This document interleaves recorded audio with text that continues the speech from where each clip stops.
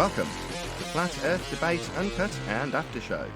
I'm your host Nathan Oakley, and if you are new to this channel, or you've not done so already, then be sure to subscribe, hit the bell notification icon and join button if you'd like to become a Nathan Oakley 1980 channel member and keep up to date with the Flat Earth Debate. If you would like to support the channel, there is a super chat that runs alongside each of these shows while they premiere, and there's also a PayPal, Patreon and crypto link in the info box below the video. Speaking of patrons, I'm going to do a quick shout out to all of you who do support me on Patreon, so a massive shout out of thanks and appreciation to Flat Earth Sage, Goldie McKinnon, Phoenix Rising 86, Retro Bill, More Books, Cannabear, Fiber Oats, Michael Kahn, Rob H, John Kays, Patrick Gunnels, Banter, Will Brax, Troy Shuker, Hairy Blade, Mobile Max 777, Neo the One, Rob W, Open Minded, Reese Pound, Del West Watson, Maria Neelands, Unbelievable Productions, Blue Ridge Ranger, The Real Gabster, Liam Nodrick Jr., Abraham Mohammed, Adrian Quintana, Skeptic 936, Life is Short, Texas Mike, and David Wayne Foster. So another massive thank you to all of you for supporting me on Patreon. Now I will hand over to whoever is in Discord and Google so you can enjoy their dulcet tones while I set up for today's live show. And then in that statement alone, you can dissect on whether or not they take the literalness of a 6-day creation versus this potential millennia on this evolutionary scale. So if they tend to believe this evolutionary scale and not a literal interpretation of scripture, and they say, well, each day could have been this amount of time, that amount of time. Well, the longer you stretch out each day, the worse it becomes for that model, because every second you have to explain and account for the moon and the sun not being in the sky yet. Mic check. And so that, mic check. Morning. Hello, yes, hello.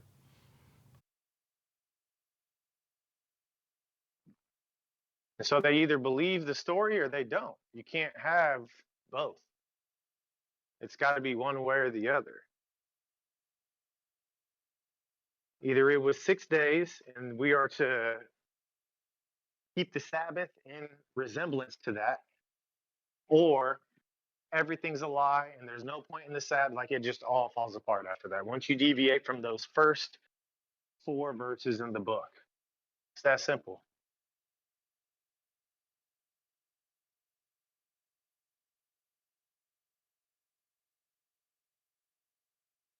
And then you let the heliocentric crowd get a hold of it and take it even further, because then they're going to tell you about light, this, that, and the other.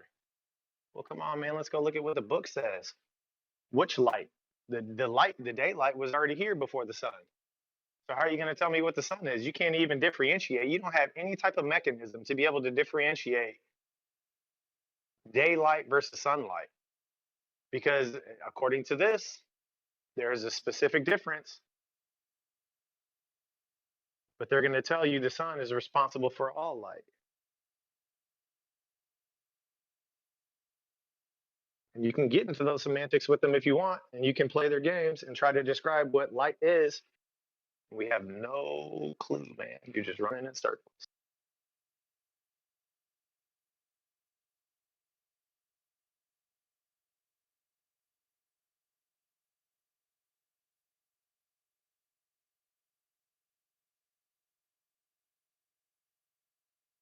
Really hot here.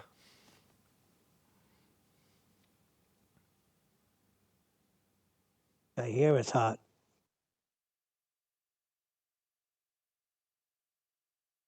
Not only is it really hot, something broke.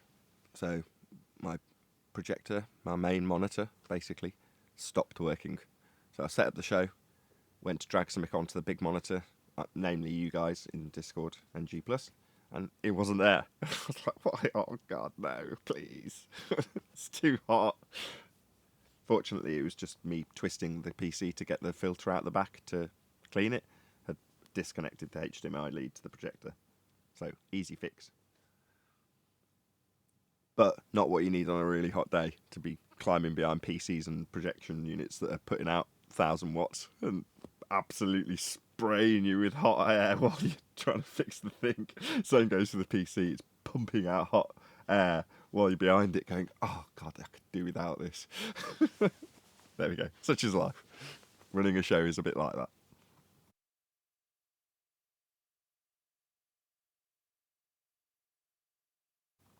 Requires dedication.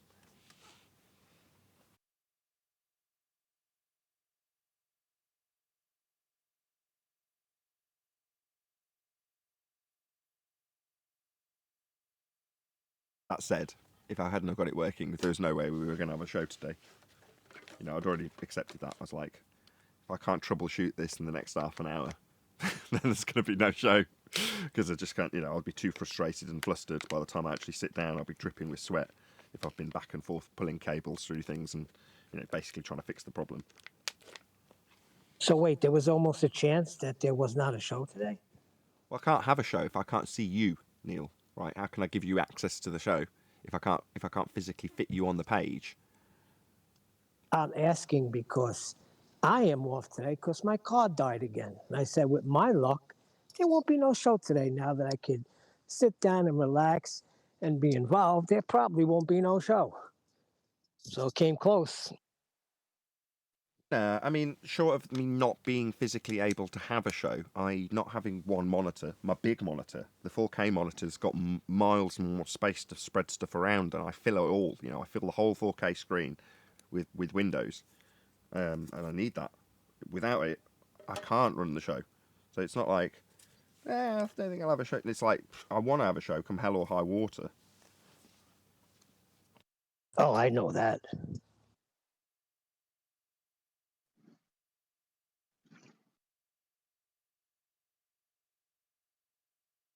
I feel obliged. I've got so many people supporting me, so it's kind of the, I don't want to say downside, because it isn't a downside, but while I say praise my supporters, isn't it wonderful that I can actually have a show with a very limited subscriber base and still support my family and feed myself and pay my mortgage and all the other things that I do with money that comes in from, like I say, mostly from supporters.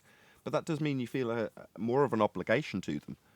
You know, you wake up on a Monday morning and go, right, you know, we're going to put on a good show. Because there's lots of people out there that are saying, I'm going to give you money because I support what you do, as opposed to what you, not what you don't do when you can't be bothered.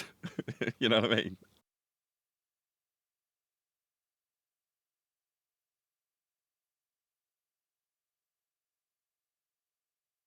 Hey, Tent, how are you? Good, good.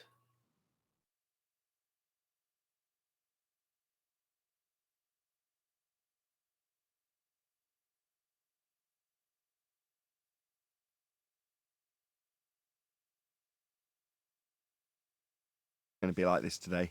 Everyone's just sat going, it's hot. So I have to generate a lot more conversation, I feel, today. But that's okay. I've geared myself up to do that.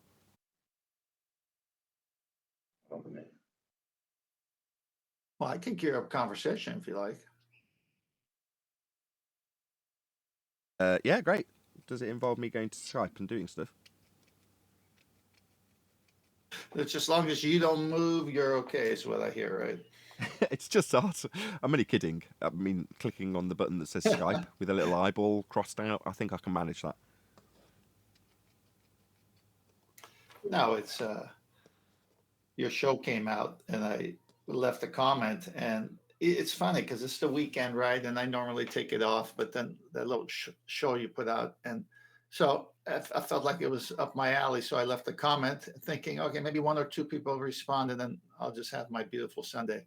Well, sure enough, it just kept going and going like usual. They just can't stop, these zombies. They stop thinking and they think they could still have a conversation. So they start spewing out all kinds of crazy stuff. Finally, you get tired because then one of them admits, oh, we're only doing this to troll you and make you guys keep talking. And then another guy is more serious and doesn't joke around. And you find out they're all zombies anyway. Yeah, Let me see if I can. I agree. So it gets tiresome because you can't have a one-on-one real decent conversation. It's like the white knighting starts and crazy ad homs start coming, and it's like it's not even worth it. So from now on, I think I'll just post something and not even answer any questions, because the minute you start, it goes nuts.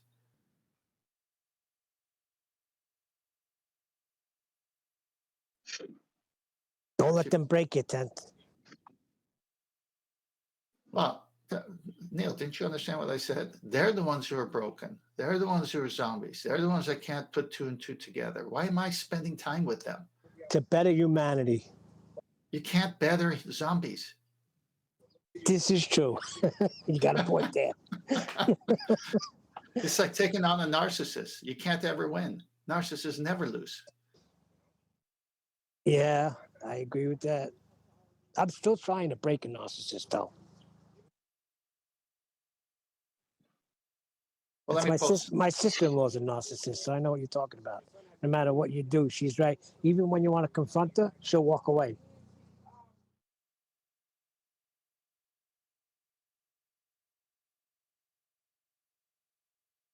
Oh, man.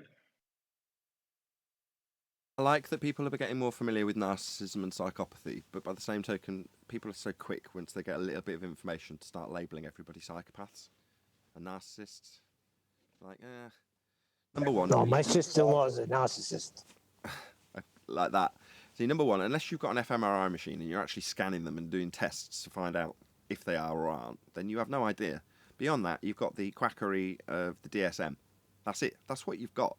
And now, unless your sister-in-law's been through some form of psychological therapy and been assessed in the DSM, you can't just label her that. That's not reasonable. Nathan, no matter what you do with her, it's all her. She's in the right, and everything revolves around her. There's no getting through to her. In the words of Thomas Sheridan, it's very easy to confuse people who are assholes with narcissists. Yep. Yeah, plenty of people who are not narcissists are just assholes.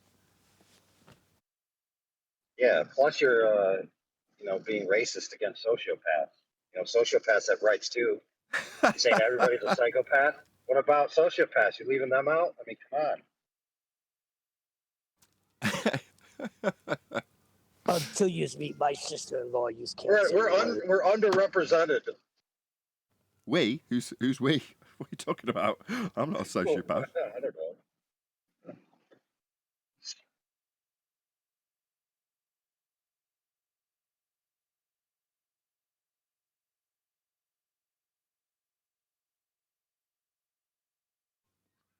Yeah, whenever Thomas Sheridan was going through what psychopathy is and what it represents and how psychopaths behave, he would be very hesitant to label anybody a psychopath. The only example he ever gave in all of those videos about psychopathy was Tony Blair. That was the only person he ever said, I'm more than happy to say Tony Blair is a mass murdering psychopath. And that smile, that sums it up beautifully.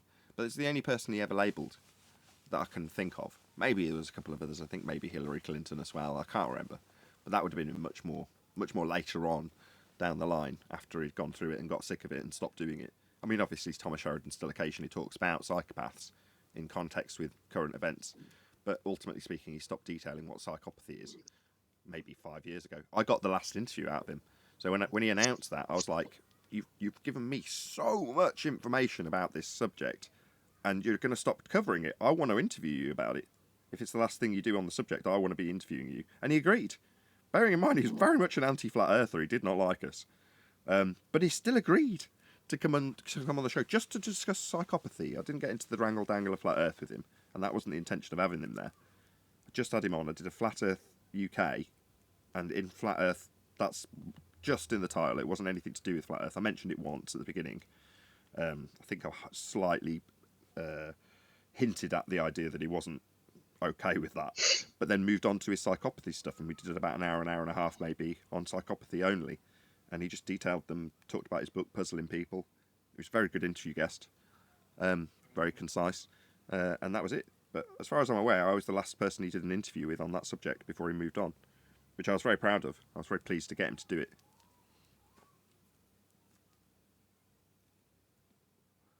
Have you seen that video, by the way, Neil? What's that? Flat Earth UK with Thomas Sheridan. I interviewed Thomas Sheridan about psychopathy, looking a lot younger and with a lot more hair. Me, not him. Well, probably both of us, but you know what I mean. A long time ago, I interviewed Thomas Sheridan. I'll have to check it out. Where can I find it? Do a search on the front page of my channel and you'll find it. Thomas Sheridan, if you just type in that. You should find me. Or Flat Earth UK with Thomas Sheridan, I think it was called.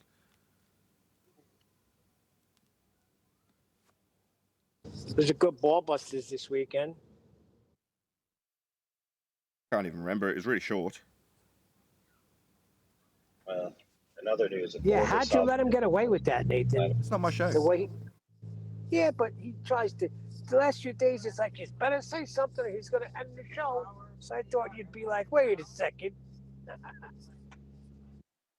Well, he's right though, isn't he? If there's something going on, I'm not going to end the show. If there's some fundy comes in, starts debating, I'll keep recording.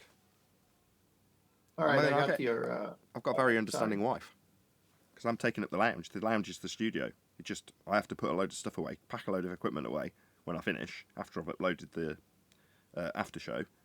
And then it turns back into a lounge. But for that period, if I'm here for 4 hours, it means my wife isn't. Oh no, unacceptable. Start to go find addition. But she's very tolerant of it. You know, she has to do the same thing once a week when she goes on. She does phone call day, so she's customer service, and she actually has to speak to them 1 day a week on the phone. And in that circumstances, it's reversed. She has to have complete silence. She can't have kids running around while she's on the phone with clients. But that's 1 day a week versus 5 days a week. And I tend to be about the same time as she is in the one, maybe 4 hours. If it's an average day, i.e. not a 4-hour show. If it's a 4-hour show, I'm sat in here for a lot longer than 4 hours, believe me. Not that I'm moaning. I love what I do. I'm not going to ever moan about it. I'm just saying it's the only detriment if the show is prolonged because of late coming fundies is my wife. She's the only one that suffers as a result of that. The kids don't care either way. I'm not suggesting that they sat outside the door waiting for 4 hours either. They tend to go out in case anyone's like, you bastard, how dare you do that to your wife? It's like, no, she's got plenty to do, believe me. But she'll come home and then there might be an hour, maybe an hour and a half, sometimes even 2 hours where she just, she can get fleeting access to this room because I need it quiet. All right, I got that comment up in Master B.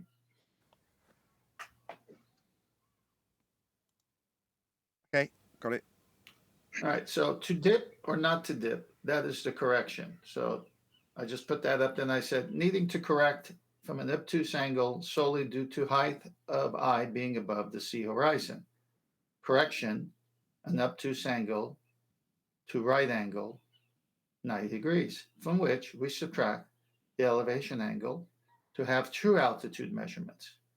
No curved lines from an assumed dingleberry exist in reality, only horizontal, baseline, and height of eye adjustment to it. And we've posted all the citations from celestial navigation resource books that say it's solely the height of eye above sea level. And the angle is too great unless you make that adjustment. You got to bring your eye at the level of the sea. Why? Well, you got to subtract from 90. What do you subtract from 90? The elevation angle of the sun or stars from your viewpoint. Well, if your viewpoint is above the baseline, you've got a depression angle going on there.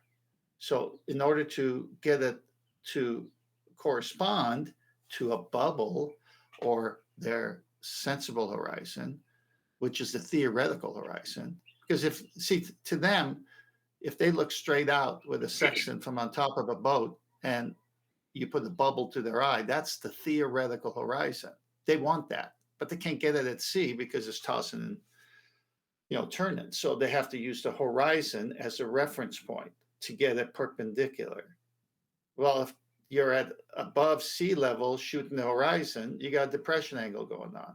So you got to lower yourself to sea level. So you get that right angle instead of an obtuse angle. Then you can minus or subtract your elevation angle. It's just that simple. And then they go crazy over a simple explanation like that.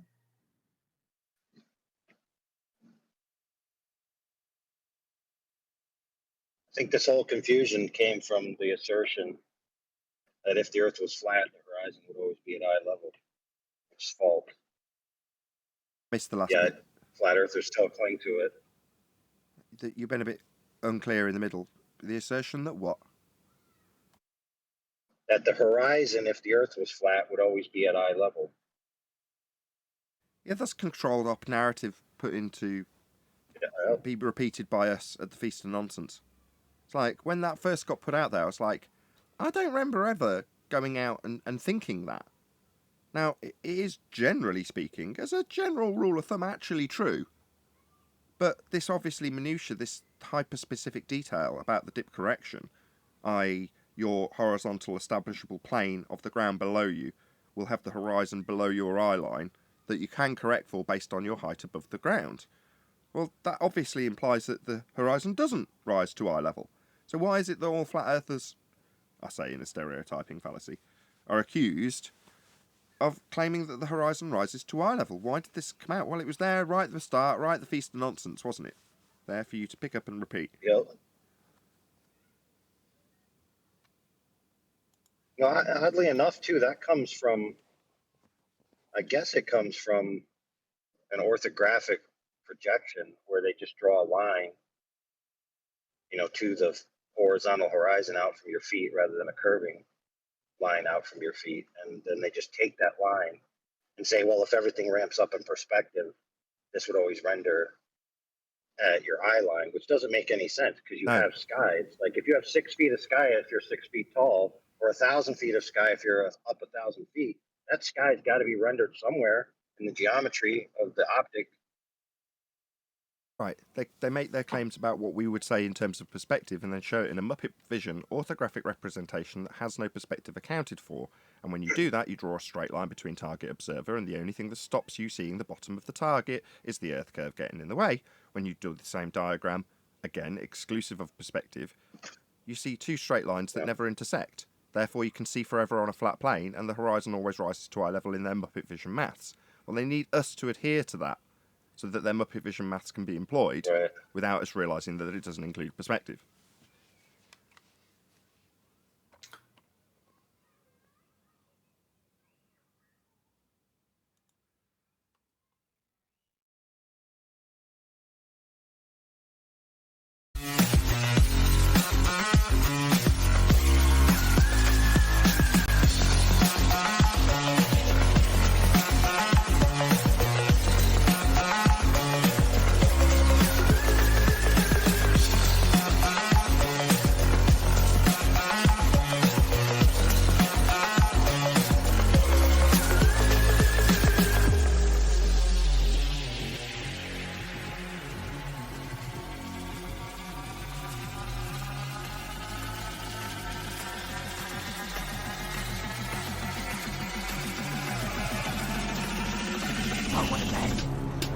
Welcome to the Flat Earth Debate Live. I'm your host, Nathan Oakley, and if you are new to this channel, or you've not done so already, how dare you, then be sure to subscribe, hit the bell notification icon and join button if you'd like to become a Nathan Oakley 1980 channel member and keep up to date with the Flat Earth Debate. If you would like to support the channel, there is a super chat that runs alongside each of these shows while they are live, and there's also a PayPal, Patreon and crypto link in the info box below the video. Most importantly, if you'd like to join the discussion, simply mute the page you are currently watching, then click the link in the info box below this video to join the panel and express your views on the nature of Earth. If you do join, please don't swear. If you do, you'll be ejected, and if you are, please don't try to rejoin the stream using sock accounts. You'll be warmly welcome back on the next stream. Please also share the show on social media. Sharing the show obviously increases the live audience, but this in turn increases the chances of a more diverse panel, so please share the show on Facebook and Twitter. Now, we are joined by, let me guess, Arwin, trying to get in during my introduction, 10th Man, Neil, and a whole bunch of people in Discord, so welcome one and all. Good morning. Good morning. Hello, hello. Good afternoon. Good afternoon, everyone. I hope everybody's hydrated. Yes, try and stay hydrated. It's very, very hot in some parts of the world. Some parts of the world, not so much. But for us, it is. So stay hydrated, enjoy the show. Please share, smash the share button, all the things that you said in the intro that tend to go over people's head when they watch repeatedly. I do appreciate everyone who shares, though. It's the only reason we get to 100 views plus each day we do these shows. So please share the show. Any evidence of a physical geometric sphere-edge horizon, formerly known as the curve of the Earth? Nope. Only considerations. But if there's only considerations for it, how can you be correcting from it when they talk about dip correction? It's been a few videos come out on this over the weekend, by the way. Check them out on my main channel, this channel. Well, that's what you do when you just rest everything that you've built and calculated and extracted on just one consideration. That's what they do. Just me or Repeat the Arwin, you're a question. little bit quiet. Maybe get a bit closer to your mic.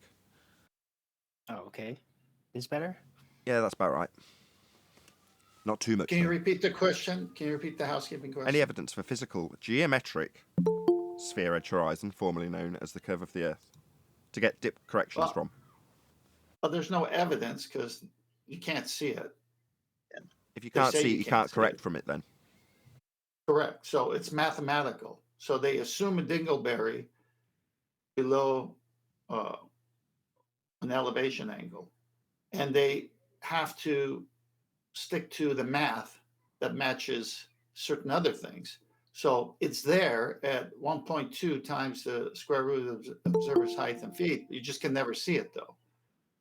So that all the drawings show the geometric horizon in the Muppet version, but you never see it. You can never actually even correct for it, but they have to say this is what you live on. Good morning, Adam. Good afternoon. Oh, slow on the mouse there, weren't I? Afternoon, everyone. Good afternoon. We're about to be graced by the presence of Sleeping Warrior also. Hello, Anthony. Hola, amigo. 46 degrees. UK top temperature record today. Impressive. It's hot. It is very hot. Useful for testing computers out. 46 degrees, right? The previous record, we'd never hit 40 degrees Celsius in the UK before, according to Google. It's like 38 point something, and today it's 46. It's like, wow. Yeah, it's nice, isn't it? Clear blue skies, like Kuwait, doesn't it? tropical weather. Can't complain. Wait, I've been in what? hotter. Out in the Far East, I've been in temperatures that are hotter than this. And not only hotter than this, 100% humidity. In a suit. Oh, yeah, we're on 20% humidity. It's very easy to live in it. It's comfortable. Oh, right. Yeah, exactly. Once you're in 100% humidity and something like knocking on 50 degrees out in the Far East in a suit and tie, you'll know what hot is then. Might as well be in a swimming pool. Yeah, you are. You're just literally just dripping the entire time when you're outside for any long length of period, and everyone around you sprints between shops and office buildings and taxis because of the air conditioning. So yeah, hot. Did you guys see the other day or last week that 90% of the Earth was still covered in sunlight? Something impossible on the globe. I read about that in a few comments, and I didn't really know what it was to refer back to the claimed evidence of that particular occurrence. So, do you want to expand on that so we can understand what that actually means? I mean, I understand in broad terms, but where have you got that information from, and how has it been demonstrated to be the case, etc., etc.? I won't be able to right at this moment. Hold on a second. I can tell You you just something declared it on a live show. I saw the map, right? Oh, and hold on, it's Arwin. Hold on. This guy's just declared this, right? I'm not going to charge you with it because you sound like you're about to do the same because he's going to get away with it unless I go, hold on. Why do you believe it then? If it's not at your fingertips. Sorry, mate, but why would you state it then? Posted it. I briefly saw it and read it, but I didn't really have time to actually look into it. Outrageous. I'm sorry. I just wanted to know if you've seen the article or not. You didn't pose it as a question. You seem quite confident about it being a flat Earth proof right there. I know I'm being hypercritical, but surface research, headline reading, that's feast of nonsense level research. No offence. Actually, every bit of offence I can possibly muster. No, I'm only joking. Well, look, you can basically reduce it to this idea of, okay, if it's all balls, we're standing on a ball, and the sun is a ball at a distance, then how could the sun ever cover that percentage? You all got the Of concept. the total Earth surface? Yeah. Sounds great. Semantics, boys. It wasn't Earth's surface. It was 99% of the Earth's population. Damn it. I was trying to say it first. Well, bloody say it. I'll take that back. Eli, can you clear that up? I think you'll find Brian Yeah, Brian pointed this out at least 2 weeks ago. Go on, Eli. Yeah, that's correct. Only 99% of where humans live will experience daylight. Um, but the thing about that, yeah, it works with the Mercator projection. It definitely doesn't work when you try to do that when on a globe. Nobody's answering my question. That's nice that you've expanded on the information and how it isn't necessarily going to be proving sphericity or flat Earth in that respect, because it's a statistical claim. What's backing this claim? More Oh, than daylight. 50% of the surface. Hold on. Arwin wants to repeat the claim. No, I'm not talking about all population. I did see the projection with the daylight on it, and more than 50% of the surface. That should never be possible. This is like pulling teeth. You saw it on a projection, right?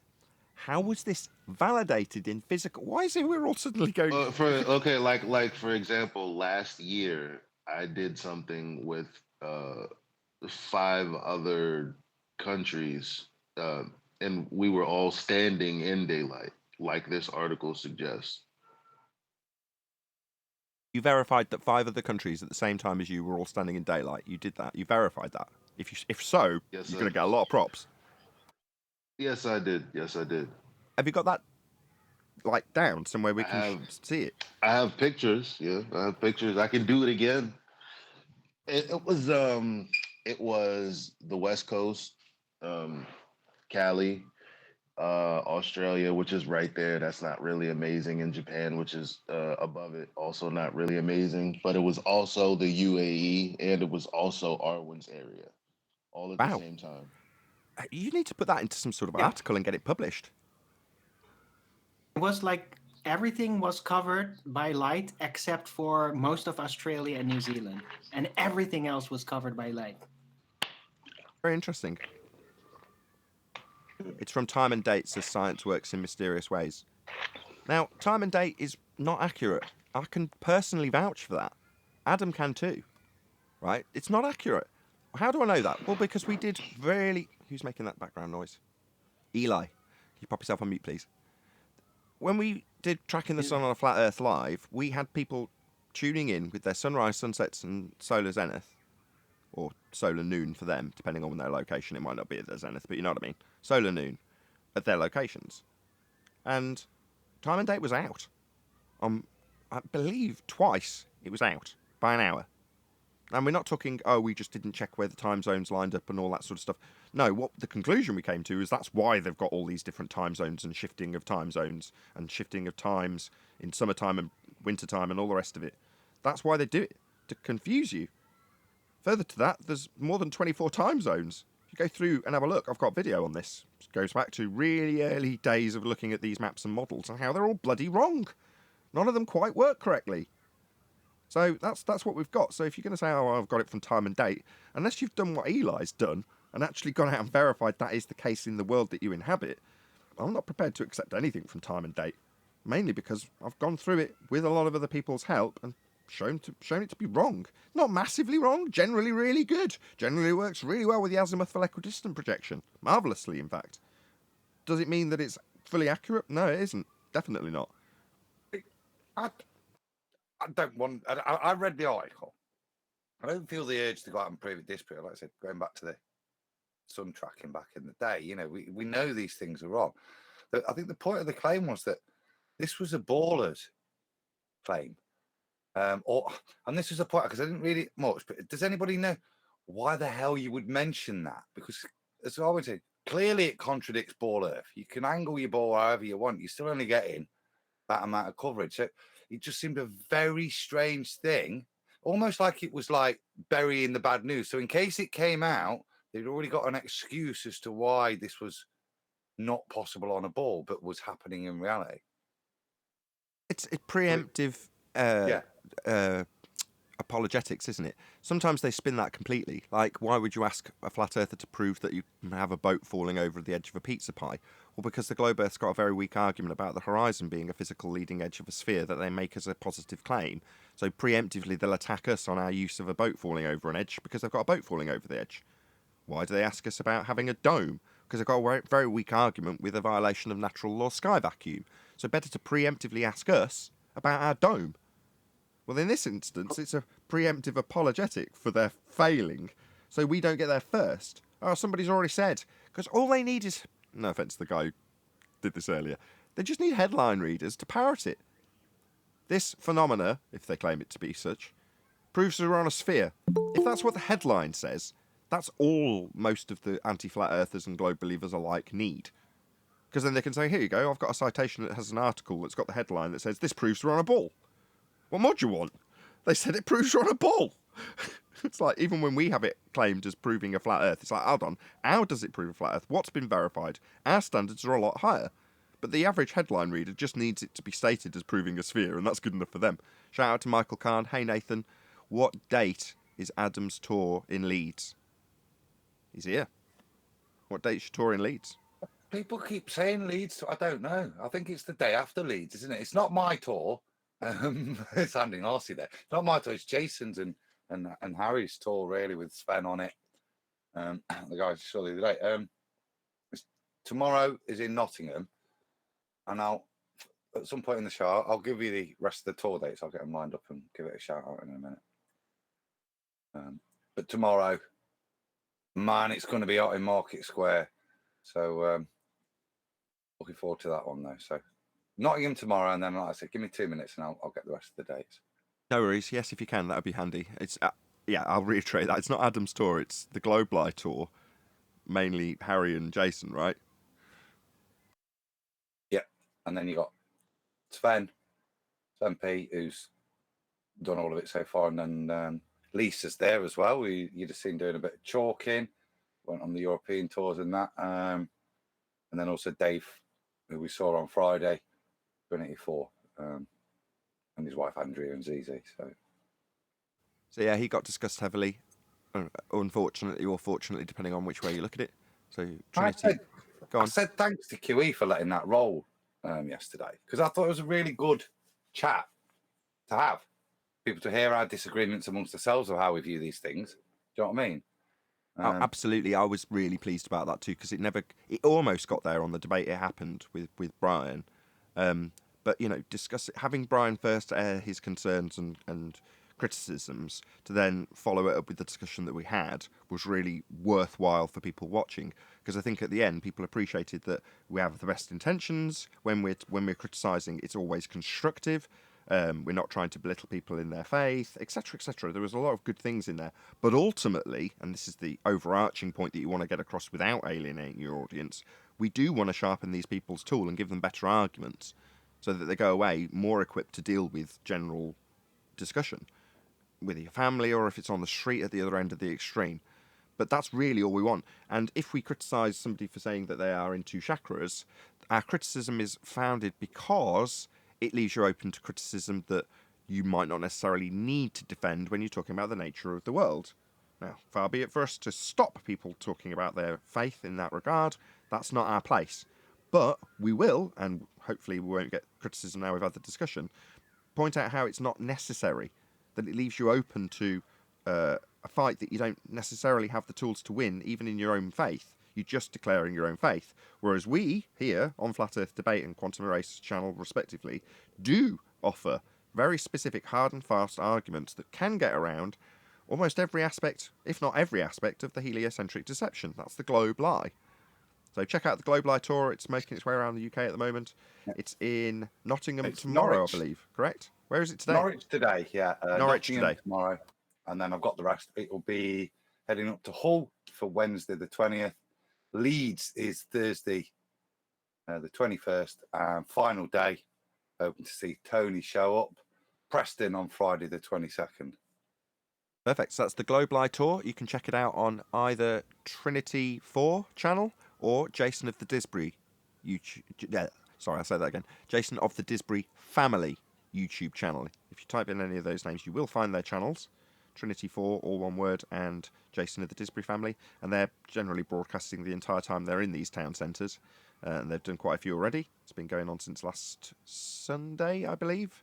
And it's still continuing into the end of this week. So if you're in the UK and you're in any of those locations, which Adam will encourage to run through once more just before we round out this plug, You can go and actually see them, press the flesh, talk about flat Earth with them, challenge them, do whatever you like. They're out there on the street in this boiling hot weather. God, I don't envy them today.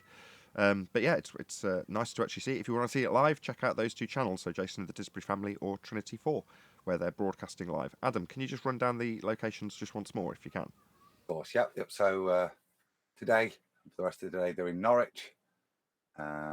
Tomorrow, I said, is Nottingham. Wednesday, they're off to Hull.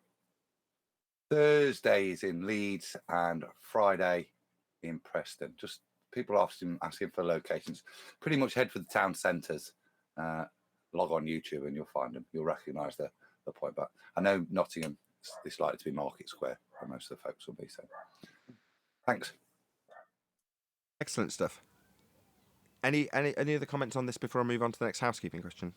There was one bit, because I was mentioning about chakras and religion and so on. It was just that point. I wasn't having a dig at Christianity. I was trying to make out that Christians will affirm their worldview, their flat Earth, with their scripture as well.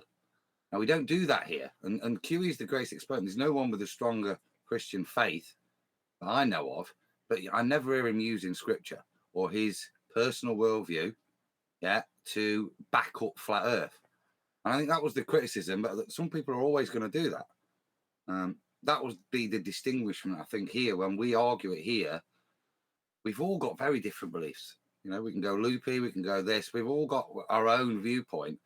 But actually, the common thread we share is to stay away from that and just stick with housekeeping questions. You know, the straightforward empirical evidence we can demonstrate. Loopy. I was just going to do that. Loopy.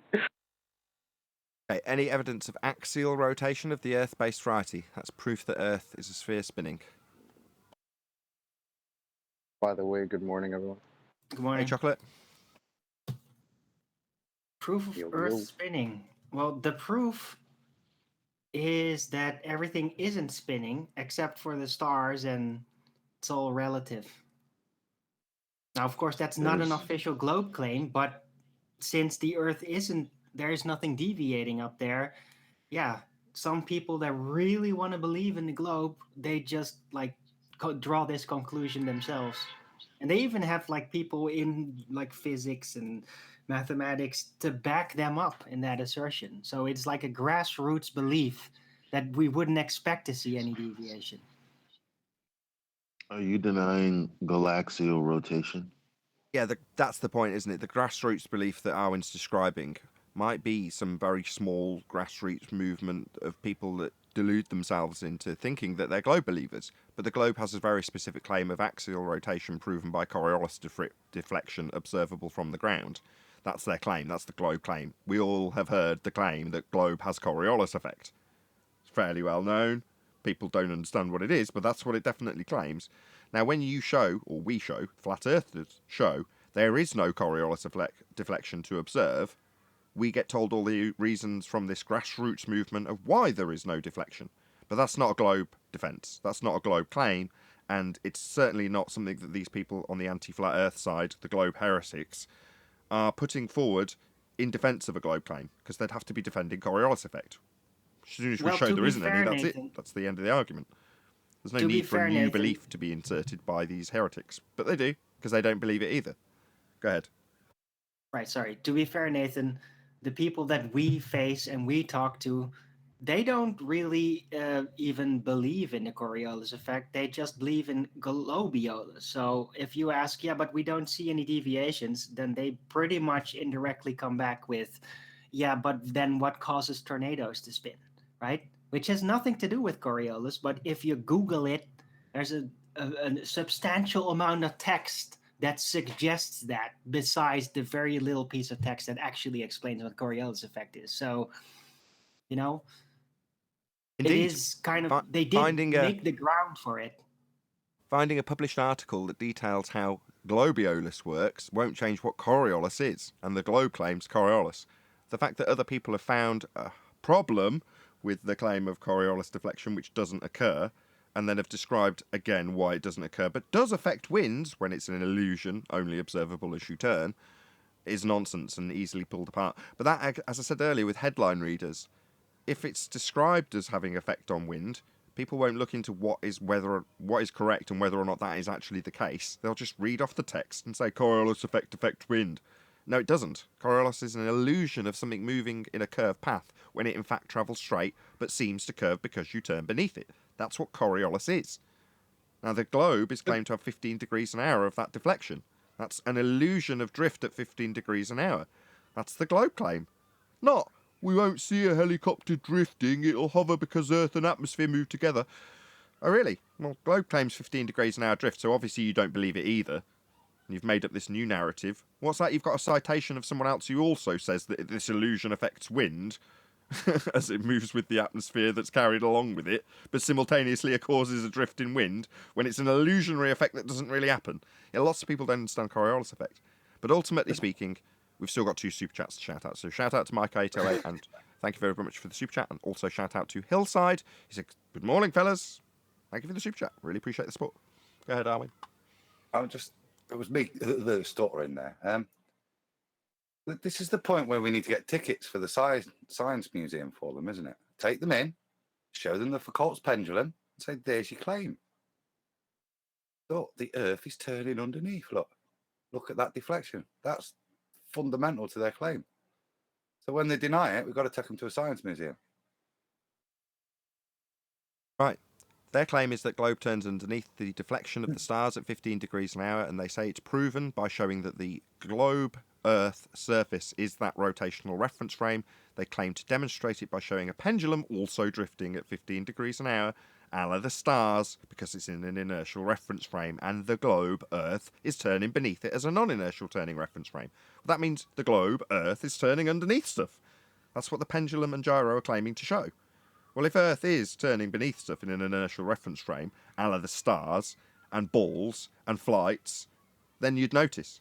And we don't. There's no deflection to observe, and if there was, it would shorten the flight time. Because you turning underneath a plane to see it seem to curve when it's in fact travelling straight, means it's travelling straight with Earth turning beneath it. Well, that would shorten the flight times, and we don't observe that. So it's easily debunked, and because it's easily debunked, we have people on their own, away from the globe claim, in fact heretics, telling us why planes don't deflect. Like, well, they would. That's the globe's claim, that they do. 15 degrees an hour is what we're supposed to see. We don't. Beyond that, you telling me why we don't isn't proving that we do, because we don't. And the globe says we will, and we don't. So we debunk the globe claim. They then take on a new religious belief in Globiolus. Might have citations from people who've published it. Might be well-known names like National Geographic. Does it alter the fact that it's an illusion only observable as you turn beneath stuff? To have this effect, we've got to turn beneath stuff. Therefore, we're turning beneath stuff according to the globe claim. It definitely doesn't happen. Simple as that. Every denial of Coriolis is a welcome to flat Earth moment. Absolutely correct. The moment you have a fundamentalist religious zealot telling you about why we don't see drift at 15 degrees an hour or Earth and atmosphere moving as one, and you say, all right, welcome to flat Earth. You don't believe it either then. You don't believe there's drift at 15 degrees an hour to observe, because that's what the claim says there will be. Not you on your own telling me why there isn't, because that's definitely not what the globe claims. They claim there is. Coriolis effect. Not, here's why it won't happen. Moving on, any evidence of the distance to the sun? Oh, yes, it's over there. And I think everybody can attest to that. Yeah, it's really over there today, isn't it? Exactly. Might be a bit nearer today, actually, or when it feels that hot. No, but it's officially farther away, remember? In the globe claim, it's further away, that's correct. Do you want to detail that absurdity, Arwin? Go ahead. Well, according to what is taught about the seasonal effects on the Earth in the heliocentric model, there is like an oval orbit of the Earth around the sun. And during winter and summer, the sun allegedly is farther away in that phase. So, yeah, you try and make sense of that. I can't. Now, the numbers work out for the globe. That's absolutely correct, though. In the summer, the orbital motion of the Earth around the sun with its tilt of the Earth towards the sun in the northern hemisphere in summer also has, simultaneously along with it, a claim that we are, in fact, according to the globe claim, further away from the sun during the summer period in the Northern Hemisphere. Not just because we're in the Northern Hemisphere, we're not talking about the minute differences of the tilt, we're talking about the elliptical motion of the Hey, Trey. orbit pushing us much further away from the sun in physical terms. Morning, Bubby. Hello, whoever that is. Flesh green flowers. Are you talking to your dog?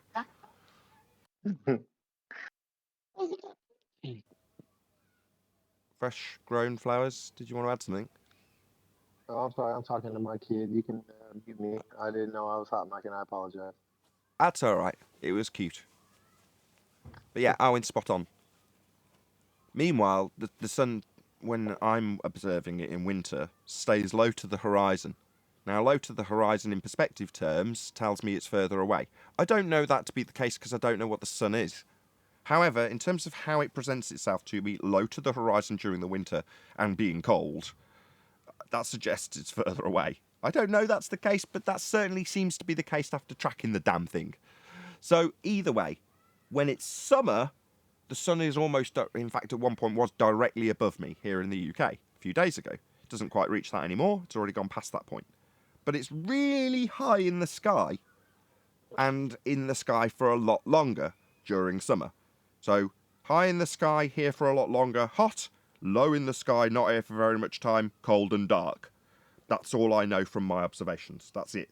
As for the distance of the thing, in either respect, me saying perspective would suggest that it's far away because it's low to the horizon. Doesn't mean it is. I don't know. I have no idea what it is. Who's got this? That's a good point, actually.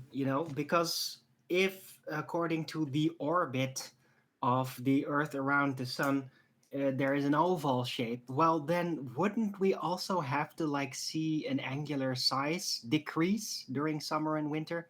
On screen. Or is this the claim to be the angular size difference? I love it. Yeah. I did a little bit of reading when Brian was talking. It just set me off on a little path. So there's a couple of bits. The first is that, just to demonstrate, because obviously I'm thinking, well, hold up. There should therefore be a relationship here. So I'll just describe it first. So look at aphelion, you're at 152.1 million kilometers, and perihelion 147. So about 5 million difference. Now I've got feedback there. Oh, Brian, brilliant, you've arrived. Cool. I'm just doing this bit I'll do the first bit, and then this is the bit then I'll cover the bit that supports what Brian was saying. So this is just, you can see slight different angular size of the sun at these points, which are described as aphelion and perihelion. Yeah. The same is true for the moon as well. So apparently during its transit between the tropics, it has perigee and apogee, its peaks are called. But again, you're looking at differences a lot of 356,000 miles and 406 kilometers, 1,000 kilometers. And what Brian, so that they're just the basic numbers, and you know me, I like to do a calculation. So I went and did a calculation. If you put all of these numbers into this angular size calculator, it works perfect. Okay, so when you go to this and you want to see how big the moon is or how big the sun is based on these numbers that you're given, works out exactly correct. The size of the moon is exactly the same size if you calculate the angular size and the supposed distances, all correct to this, which is orthographic. So when the moon is, however wide it's claimed to be, it's the same width at 100,000 miles, 200,000 miles, 300, and the same for the sun. There is no shrinking due to perspective in any of these measurements whatsoever. Perspective is not here. It's all orthographic calculation that makes it all marry up. That was it. I hope that supports Brian. So when they're comparing it in an orthographic way, what you've shown me on screen now at the top, just go back one diagram, It looks like an angular measurement. There's two lines, right? Sorry if that's too small for you guys in the audience. Is it just a single line? Because are they presenting it as an... Is that diagram representing an angular representation? Because you said it's orthographic, but didn't expand on how you've got this seemingly angle measurement in orthographic. Yeah, so if I'm looking at this picture here, the A is the observer, C to D is the width of the moon or the sun, okay? And your angular size is that angle there, CAD. But the actual measurement itself is a frontal perspective measurement. When they're measuring it, right, yeah, so this is my point.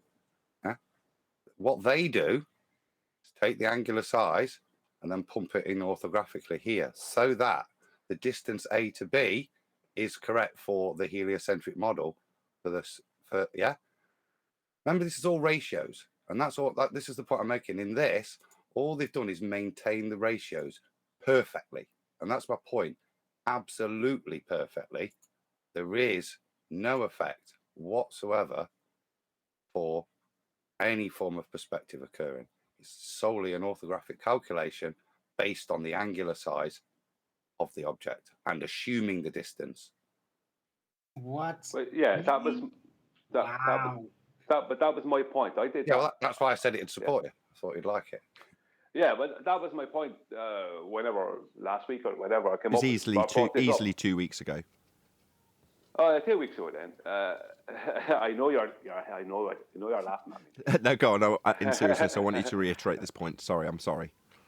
Yeah, whenever I brought it up, I did that exact same thing. I went straight to I checked out the angular size of it as well through that calculator. But what they did is they just took a perspective. See, you can't take an angular size of something orthographically because you can't see orthographically. You can only take it from frontal perspective view.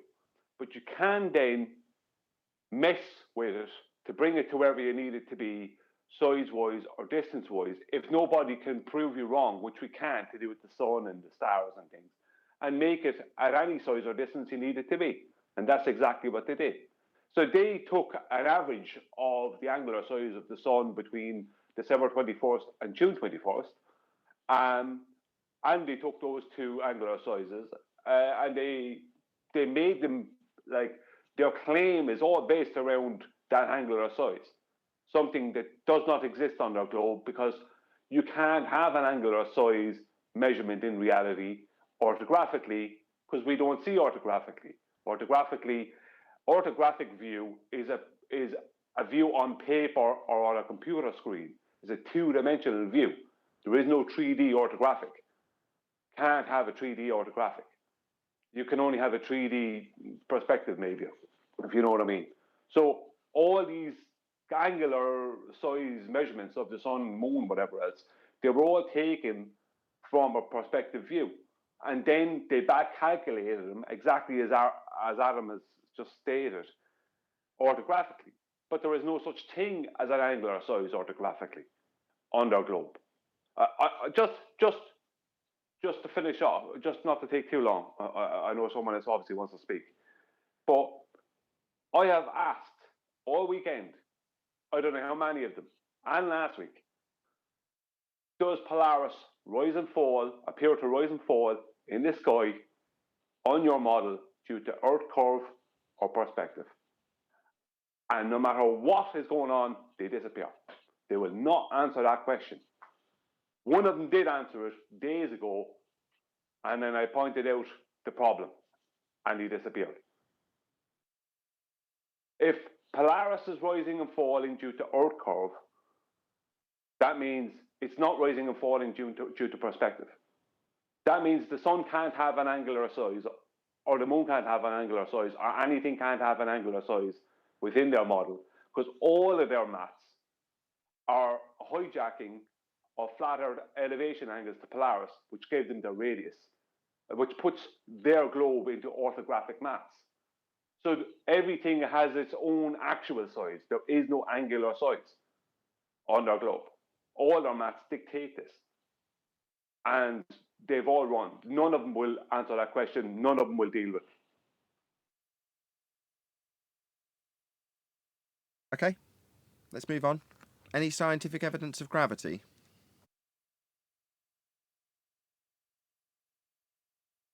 What's gravity? Currently, it's the Einsteinian bending of pseudo-Riemannian for space-time as a result of the uneven distribution of mass. Sounds like a bunch of bullshit to me. Well, it's pseudo for space-time bending, so it's a pseudo-Riemannian geometry that's being described, not obviously the physical reality we inhabit, it's just a mathematical construct describing time bending. Time is in and of itself a concept. You can't bend time or dilate time. But they do in pseudo-four-space geometry. It's not real, though. It's not real world. Only exists in the maths. They don't know what it is, the bending Excuse of time. me. We were told that the hole in the donut is space time, so I'm going with that. No, go ahead, Arwin. Right, but to be fair though, like all these gravity claims, even with the Einsteinian model, they still don't know what it is, literally, because they can only show you how to think of it, but they can't actually pinpoint it down in the real world. Like, how is it a phenomenon? They could just show you the balls on an elastic sheet, all that, all that stuff. That's all they could do. Just show you how to think of it. But How is what a phenomenon? Gravity. Bending of Bending of pseudo-four space-time in that geometry. Arwin's saying you can't show that in physical terms, so when they're asked what it is, they say they don't know. Because in physical terms, there isn't anything to show when it's a concept being bent in a four space-time geometry. So therefore, they'll stretch out a sheet and roll some balls around it to reify space-time, fourth dimensional, as a sheet. Now that's not showing gravity. Gravity can't be shown, it only exists in maths. Right, because what they do then, they're just trying to reduce the 3D reality to a 2D concept with that sheet, right? So they're actually downgrading the supposed four-dimensional space into a three-dimensional space to make you imagine how to think of it. But yeah, you got it right the second time. They're collapsing down a that fourth calls dimensional. for disqualification, though. Yeah, I'm sorry. Just want to clarify when you said it wrong the first time and right the second time. Yeah, they're collapsing down an imaginary fourth dimension into a three-dimensional sheet to roll a ball around it to reify a fourth dimension that doesn't exist. Yes, Arwin. Not 3 to 2, but yeah, I knew what you meant as soon as you said it. I mean, that's how you prove it's a fabric, right? You pull out an actual fabric and just roll some balls on it. Right. Oh, come on. That's disqualification. That's grounds for disqualification. How do we let it get so far? Well, because nobody knows what it is, so that's how it got that far. So here's a sheet. Go on, Brian. The sheet is wrong. What they show with the sheet is not how space-time is described. That's incorrect. The sun, the center of the sun in their solar system within space-time is in exact alignment with the center of the globe Earth. And everything else, the center of all the other planets that are going around the sun, the center of all those are all in alignment with the center of the sun and the center of the globe Earth. The moon is the moon even within their model within that has to have its center at the center of in alignment with the center of the globe Earth, because special relativity is flat. So there isn't like the sun making this big. The sun does have within that model what they call a gravity well, but the problem is that it's not described as the Earth falling in towards the sun. It's going around the sun, not falling in towards the sun. Because when you create a well, let's just say, for that sun within that model, and put the globe Earth inside that, then the globe Earth has to fall into the sun. But it's not falling into the sun; it's moving around the sun. And they can't. How can it fall anyway? There isn't. How is there an up or down? You know what I mean? The whole thing is terrible. But with the sheet thing, the elasticated sheet thing, that's not how general relativity is described. So that's a magic it's trick. it's a straw man. Well, let me just answer his question. He had one. When they're presenting, it's a straw man. Okay, he asked a question though. So he said, well, when is it falling? Well, orbital motion is falling. That's what they claim is the falling bit. And they do claim, if you look far enough, that we are falling towards the sun. So, yeah, that motion. They simultaneously claim that the moon is getting further away, though. So they contradict themselves all over the place.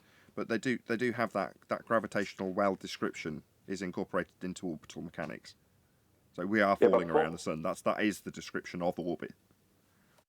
Yeah, but not within general relativity, because falling requires weight.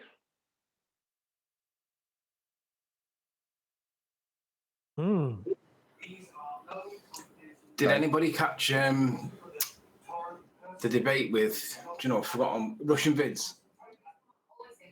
No, I saw him calling out Alex Steen, though, saying he's somehow I'm going to just say paid shill. That's the easiest thing I can think of to summarise what he's putting down. So we had a debate with a guy, and the guy's main point, he didn't want to talk about anything else. He didn't want to talk about any other angle at all. He just wanted to talk about moon bounce. And he basically said, if the Earth wasn't a sphere, moon bounce wouldn't work. And to be fair to Russian vids, I don't think he knew the rebuttal for it, or a decent rebuttal. He just basically tried to say, look, there's so much other evidence, but he didn't know that one. He didn't know how to respond to it. And I was just thinking practically as a ball earther. It's difficult to think as a ball earther, but practically, if you remember Marconi's like ping to and from, what was it, Canada, and from Cornwall, and from Wales to Australia.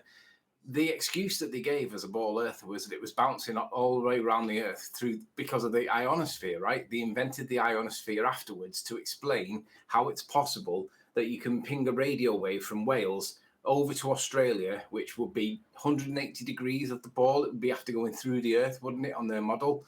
They bounced it off the ionosphere. So I was thinking, how could you get a moon bounce if it's got to go through the ionosphere? Because like the ionosphere is supposed to be a reflective layer of whatever, of nothingness that allows radio waves to bounce off it. So how would you be able to get past that? Then not only hit the moon, then penetrate it back on the way in again. How would you be able to get past that? Because it seems to be a direct contradiction for me. If you're a ball earth believing idiot, does anybody have the explanation? I have more problems mathematically with it. Well, I have a problem that is typically always the problem I have with any Anthony Riley argument that's put forth here. Why are you allowing them to beg the question? Sorry, so their excuse for why we have a straight line of sight for these radio waves is, I on a what now? I on a what now?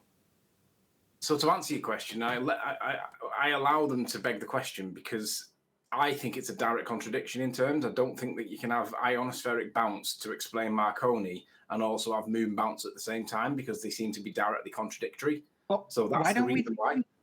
But it's about the sphere thing. If you just call it the air, like an ionosphere is still allegedly some kind of air.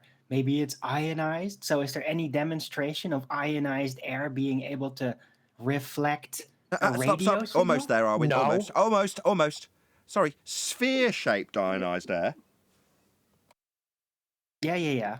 What do you mean, yeah? That's where the argument gets cut off at the knees. I already addressed that. Oh, he's only been talking for about 2 minutes, and I can already feel my skin crawling. Anthony's right, so let's just get past that so he doesn't focus on that bit, because he hasn't had an acknowledgement. There is a contradiction, Anthony. Well done. A contradiction after you let them force upon you the assumption of sphere-shaped ionized air, correct? That's their explanation that you're going to work within and around to find a contradiction. Yeah. I know the answer they're going to give you, Anthony. Yeah. I know the answer. The claim is that they're using a microwave. And so the microwave will go through the ionosphere, whereas a lower frequency wave will bounce off of the ionosphere. That's how they communicate within space. I think I have to check up, but I'm pretty sure they use microwaves to communicate with the astronauts on the moon. Oh, we heard. Okay, sorry, it's Brian. We heard. Hang on. There's more. It can't. This whole claim requires a two-way speed of light measurement, and which requires a one-way speed of light measurement. Okay, yes, that is also true. Hold on. Yeah, okay. So somehow the floodgates starting to crack. No, yeah, that's right, within their begging the question fallacy. But, sorry, so let me get your first part of this explanation straight. When we're assuming sphere-shaped ionized air, certain light frequencies can travel through the sphere-shaped air, we're assuming, in a straight line, and other light doesn't travel through it, the sphere-shaped ionized air, it bounces off it. Is that what I'm correct in terms of where we need to go forward from to talk about the speed of light? We're going to assume sphere-shaped air and the behaviour of microwaves through sphere-shaped air that we're assuming. Is that correct? No, I'm just letting Anthony know that that's the answer he's going to get off of the ball side. So my rebuttal to that, if I can get it in, Nathan, would be, so the ionosphere is picky with the frequency of light that it lets through. Some frequencies it lets through and other frequencies it doesn't. Is that what they would say? I'm being ignored here. Yeah. Whistling straight past it. Nathan, you're right. This sphere-shaped air thing is a heap of nonsense. I don't disagree with that. I just given Anthony what they will tell him. What they will say, Anthony, is you're an idiot, Stephen Warrior. Microwaves are a high concentration of light. They're high frequency, so they go through it. But lower concentrations, lower frequencies won't go through it. That's what they'll tell you, and they'll laugh at you. I'm not going to be ignored. No way. No, you're not going to rumpus your way through this with your begging the question fallacy.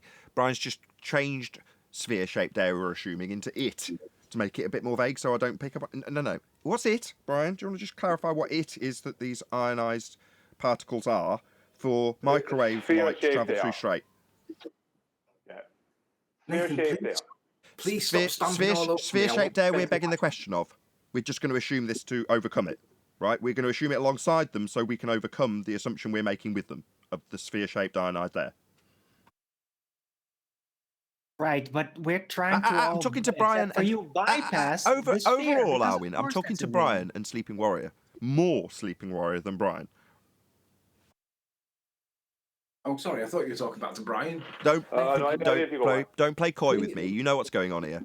You've come across an argument that if you beg the question alongside the sphere-shaped air assumption that they've made within the context of the argument that you're taking apart, then you can take apart an assumption that you didn't need to make. It's always the same story with Sleeping Warrior. He just loves letting them beg the question. Okay, so I'm going to overcome why it's sphere-shaped air. Why? You've assumed it with them. Yeah, stop stamping all over my little delusion, Nathan. I want to beg the question with them. I just want the contradiction pointed out to people that aren't sure about how they would argue against it, because you can wrap them up in their own contradiction. Obviously, they'll never accept it. They'll come back with a just so story. But then tell them it's a just so story. Oh, really? So it only picks and chooses its stuff, like Brian says. Is that how it works? Yeah, oh, right, then it must be a globe then. Well, how it works in an air that you've assumed is sphere-shaped. Stop destroying my argument. I want to beg the question, Nathan. Oh, my bad. Come on, I agree. For offering ability for anybody watching to cut this argument off at the knees. They need to learn your complicated right around the reeking after you assume the outcome that they're trying to prove in the first place. Listen, sometimes we don't only need to emphasize the sphere fallacy to pick apart the rest of the fallacies, right? I'm much more interested in the material claim that they made, that air somehow bounces a signal. I'd like to see a micro demonstration of that in the real world. God, Arwin knows that this is getting on my nerves. So now he said, once your argument is void, that's the first fallacy, to expand upon Arwin's previous statement, we then need to worry about the rest of the fallacies that follow on from the original argument that is void, based on what I've stated about assumptions of sphere-shaped air and how light, in this case microwaves, will travel through it versus bounce over it. Hello? Why am I going to argue about how the gas lamp in Narnia is provided with the means of producing the light? After I've assumed Narnia is real, I need to show it's not real and then still argue about how the gas gets to the light? No, I don't. No, we don't have to bypass it. You could just say air is not sphere-shaped, and here's the rest. And if it was, hold on, and there's the rest. Air is not sphere-shaped. It takes the shape of its containment. But if it was sphere-shaped... No, I'm not going to do that. No, you don't. No, but shut up, Tony. No, he's learning. But you don't have to then say, okay, but if it is, you could just move on to the rest of the claim about the material claim, air bouncing signals, right? Because I'd like to see a demonstration of that. But if it's not bouncing those signals around sphere, because it's got a sphere surface and a sphere-shaped air around it, then the argument is moot at that point. Yeah, I love that sigh from Anthony. That was worthwhile. Just Go on, let Yeah, Anthony. we don't beg the question here, Anthony. Just give him No, props but first. No. if I The only can't reason beg we the can have this question- argument for me to take this smug victory, which it's not, is because Anthony has gone through these discussions with anti-flat earthers first. And I commend him for doing so. And that'll always be the case. I encourage him to do so and pass this information on. And the sigh at the end is at least him conceding something in his own special little way that Anthony does. May I interject? Just let me beg the question, otherwise there's no discussion, Nathan. You're supposed to be a debate show that encourages, by proxy, the ability to beg the question. No, he does not. Go on, 10th. Sorry, no, Yeah, I'm yeah. not going to let that. What outrage when he knows 10th man's going to try and rumpus me now. No. So once the argument is concluded and shown to be false or incorrect, I should tolerate allowing the argument to continue just so I can say it's a debate. What if we've won? Yeah. No, never going to concede to that. Go ahead, 10th. May I talk? I'm going to why do do what, you think- what Anthony. Go ahead, 10th. Yeah, Why do you think the anti... No! Anthony, hang on. Outrage. You might Hold like on, it. 10th. We're using you at the moment, 10th. It's not fair because I'm sure you've got a decent point. That's But go okay, ahead, that's Anthony. okay. We'll make sure the airways are clear for when 10th does actually start. Go ahead, Anthony. I was just going to say, this is the reason why the anti-flat earthers can't come here, Nathan, because you won't let them beg the question. If I you know. let them beg the question, they'd come, but you won't let them beg the question, so they can't come. Right, thank you, Good. Anthony. Thank you, because that is the overriding point. That's the reason why they can't come here and don't come here, because they can't win. Now, when they were allowed to beg the question, they came in droves to tell us how stupid we were when we begged the question alongside them, and they showed how, when begging the question, Earth's proved to be a sphere because we've already assumed it so. Well, because they don't get to do that anymore, they don't come and tell their audiences that it's because I mute them. I'm more than content to let that be the case. Because they don't, do they? Like Hoymar the other day when he came, and I start pointing out that there's been 23 renditions of me pointing out that you can't correct a straight line angle from a curved line, and he won't accept it until he asks us, well, what am I correcting from when I'm looking at the horizon? And I point out the 23 renditions that he's already had, and Hoymar rumpuses me. He didn't get muted, he talked through the devastating fact that he can't correct for dip from a refracted horizon. But that will require him muting me, and then the rest of them that are cowards telling their audiences that I mute my guests. I don't, I just win. Like I've won with Anthony about begging the question and overcoming it with nonsensical, benign, moot, pointless, inconsequential arguments that come after you've destroyed the argument. No, Nathan, you haven't No, won. You I've just heard- muted me. Hello. 10th. Mute. Please, Anthony, just let 10th go. Go on, 10th. What if Anthony just pointed out the contradiction, having a law of non-contradiction violation with their claims? What if he just said, well, you say this, but you also say this. How does that work? What if he Well, just said that and just pointed out the contradiction? Well, let Anthony was my answer, then I'll angle tell you why originally. not. Go ahead, Anthony. That was my angle originally, point out the contradiction, and then we can discuss about their contradiction because they won't talk about it. That Okay. was my angle originally. Yeah, we get that. And now I'll tell you why that's not a good idea, with a comparison so Anthony doesn't feel the need to constantly interject. So, we should highlight the contradiction of the idea that gas propelled from the back of a projectile could be pressing on air that isn't available to be pressed upon in a sky vacuum to propel rockets through a sky vacuum, and how that, when demonstrated to not be the case, violates the law of non-contradiction. Should we beg along with them that we have a sky vacuum to show how the sky vacuum we're assuming doesn't work, when I can just point out that all the gas I am currently breathing would fill a sky vacuum if we had one? Therefore, there's no need to go through the contradiction of whether or not rockets would work in an assumed to be sky vacuum that hasn't been proven. I could just point out that that violates natural law. Why am I discussing whether or not rockets work in Narnia? Narnia's not proven to be real. In fact, Narnia, in this case space, is a violation of natural law. I don't need to explain whether or not the lamp works in Narnia. It's not real. No, that's what you do first. And that's what we should all do first, in my opinion. And then to help that fellow human being come out of that spell, you have to show the contradictions within their own claim. That's correct. Yeah.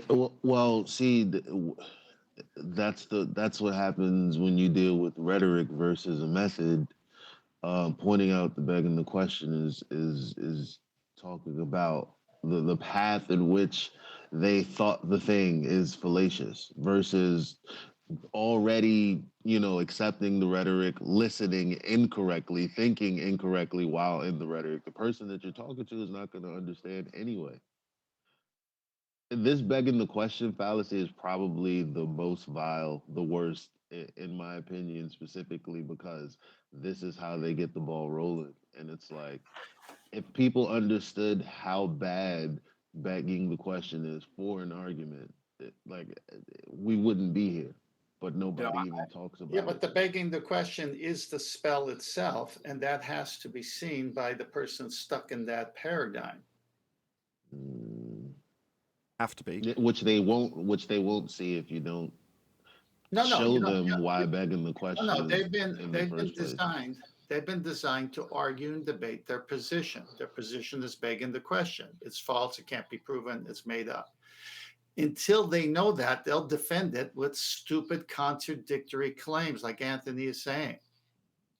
Yeah, but they won't just beg the question in the conversation with you about the natural world. They'll also they'll do the same thing with their spouse. They'll do the same thing in any argument or altercation at work or any other social setting. It will be the same problem until someone says, "Hey, do you know what begging the question is?" No, we're saying the same thing. You have to show them they're under the spell of begging the question rather than proving the assumption. They're assuming what it is without any proof. With that, I'm going to say if you are watching this on either Nathan Oakley 1980 or Nathan Oakley Programming streams, then stay tuned as there will be an after show to follow. Unfortunately, though, if you are watching this live, this is where we bid you farewell. A huge, massive, enormous thank you to all of you. Smashed the super chat, liked, commented, shared, subscribed, hit the thanks button, all that good stuff. I've been Nathan Oakley. Once again, stay tuned if you're watching on a Premiering stream, and I will see you all in the next video.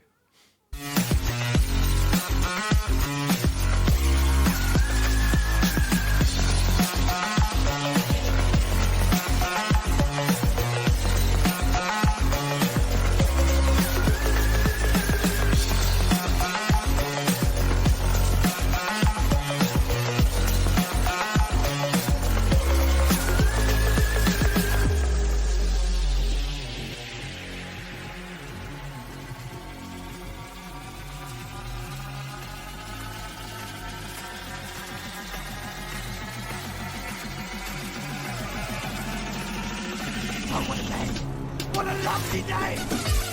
Shout out to everyone in the live stream chat. Yeah, that last hour really did fly by really quickly. Thank you very much to all of you for tuning in.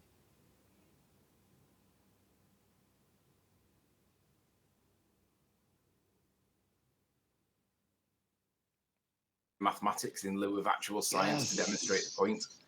Oh, but I can calculate that. Oh, right, so it becomes a thing then. I heard, do you know what? Brenda was in with Bev Try Thinking last night, and she said, literally, she said, well, we can define terms and bring these things into existence just by defining them. So you can define what a unicorn is, and in Brenda's world, that makes it a thing, because she was trying to justify the eighth dimension.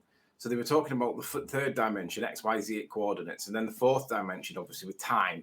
And then she was saying, well, you can have an eighth dimension circle. And he was like, what's that then? And then she just defined it and said, now it's a thing. And Bev was saying, you can't just say there's an eighth dimension. And she said, yeah, you can define these terms and bring these things into it. It's just ridiculous. Yeah, but that's what their whole worldview is based on, isn't it? So, for example, you say, oh, well, you can't just invent an eighth dimension. Well, they invented a fourth one. So time, that's not a dimension, it's a concept. So to turn it into a part of geometry, right? They can, and they have, and they do. And she's saying, well, because I can see, obviously with us pointing out to her almost daily, that they've just invented a medium. Fourth dimensional space-time is just an invented medium. They've just conjured it into reality. Now, by into reality, I mean on paper in maths, not in physical terms. But because she can see that has actually happened, Arwin spotted this like 2016 and like wanted to advance that idea, which is to say, if you can come up with a concept and insert it into, not unbeknownst to the general public, a manifestation of reality that they don't know is a manifestation of reality. You can have something exist in the mind's eye of the people as though it is actually real. For example, rocks in the sky called Mars. That exists. It's physical, it's real to most people. The moon being a place you can land on, that's real to most people. Why? Because somebody's manifested it by way of conjuring it with words, nothing more. Right, it becomes a shared dream, right? Yeah. Especially if it's backed up by official visuals. Even though, however ridiculous those visuals are when you really study them, there's still the majority of people won't actually do that, and so they comfortably assimilate it in a collective dream that everybody believes in. It's literally what makes religion. And the person doing it, the person who does that, like Arwin wanted to in this example, is manifesting the reality in the mind's eye of the masses. They are akin in their own mind to God, because they are creating the reality of the masses. It doesn't matter that it exists only in name only, or in mathematics only, or in words only, in language only. Maths is also a version of that. That doesn't matter, because in the mind's eye of the people who are experiencing it, they are your minions, they're your subjects, because their reality is based on what you have told them their reality is, making you a god to them. Well, a priest, right? An in-between. No. The Pope of that dream. No, not a priest, because a priest disseminates that which has been created. But the guy that actually creates, Christian Huygens decided, didn't he, that Venus was a rock the same size as... Who's off mute? Eli, mute. Elijah. Sorry. Whoever the guy that decides to manifest a certain part of reality, the guy who came up with the Thea story about how Earth had an oversized molten iron core and the moon was created, the person that came up with that story or decided that Venus was going to be the same size as Earth, they have manifested into a perceived reality, something that previously didn't even exist. And then it does exist in the mind's eye. They are like a god in the way that you can, by just words and actions, manifest people's reality. Now, are they really creating anything? No. A perception of something isn't physically creating something. It's not godlike, but it's as close as a narcissistic human can get. Right, but that, to be fair, my point is that is actually kind of what the role of a pope is. They are like the in-between, right? No, they're not. For God. The Pope is God's representative on earth, according to the Catholic Church. Right. So, well, that's a representative.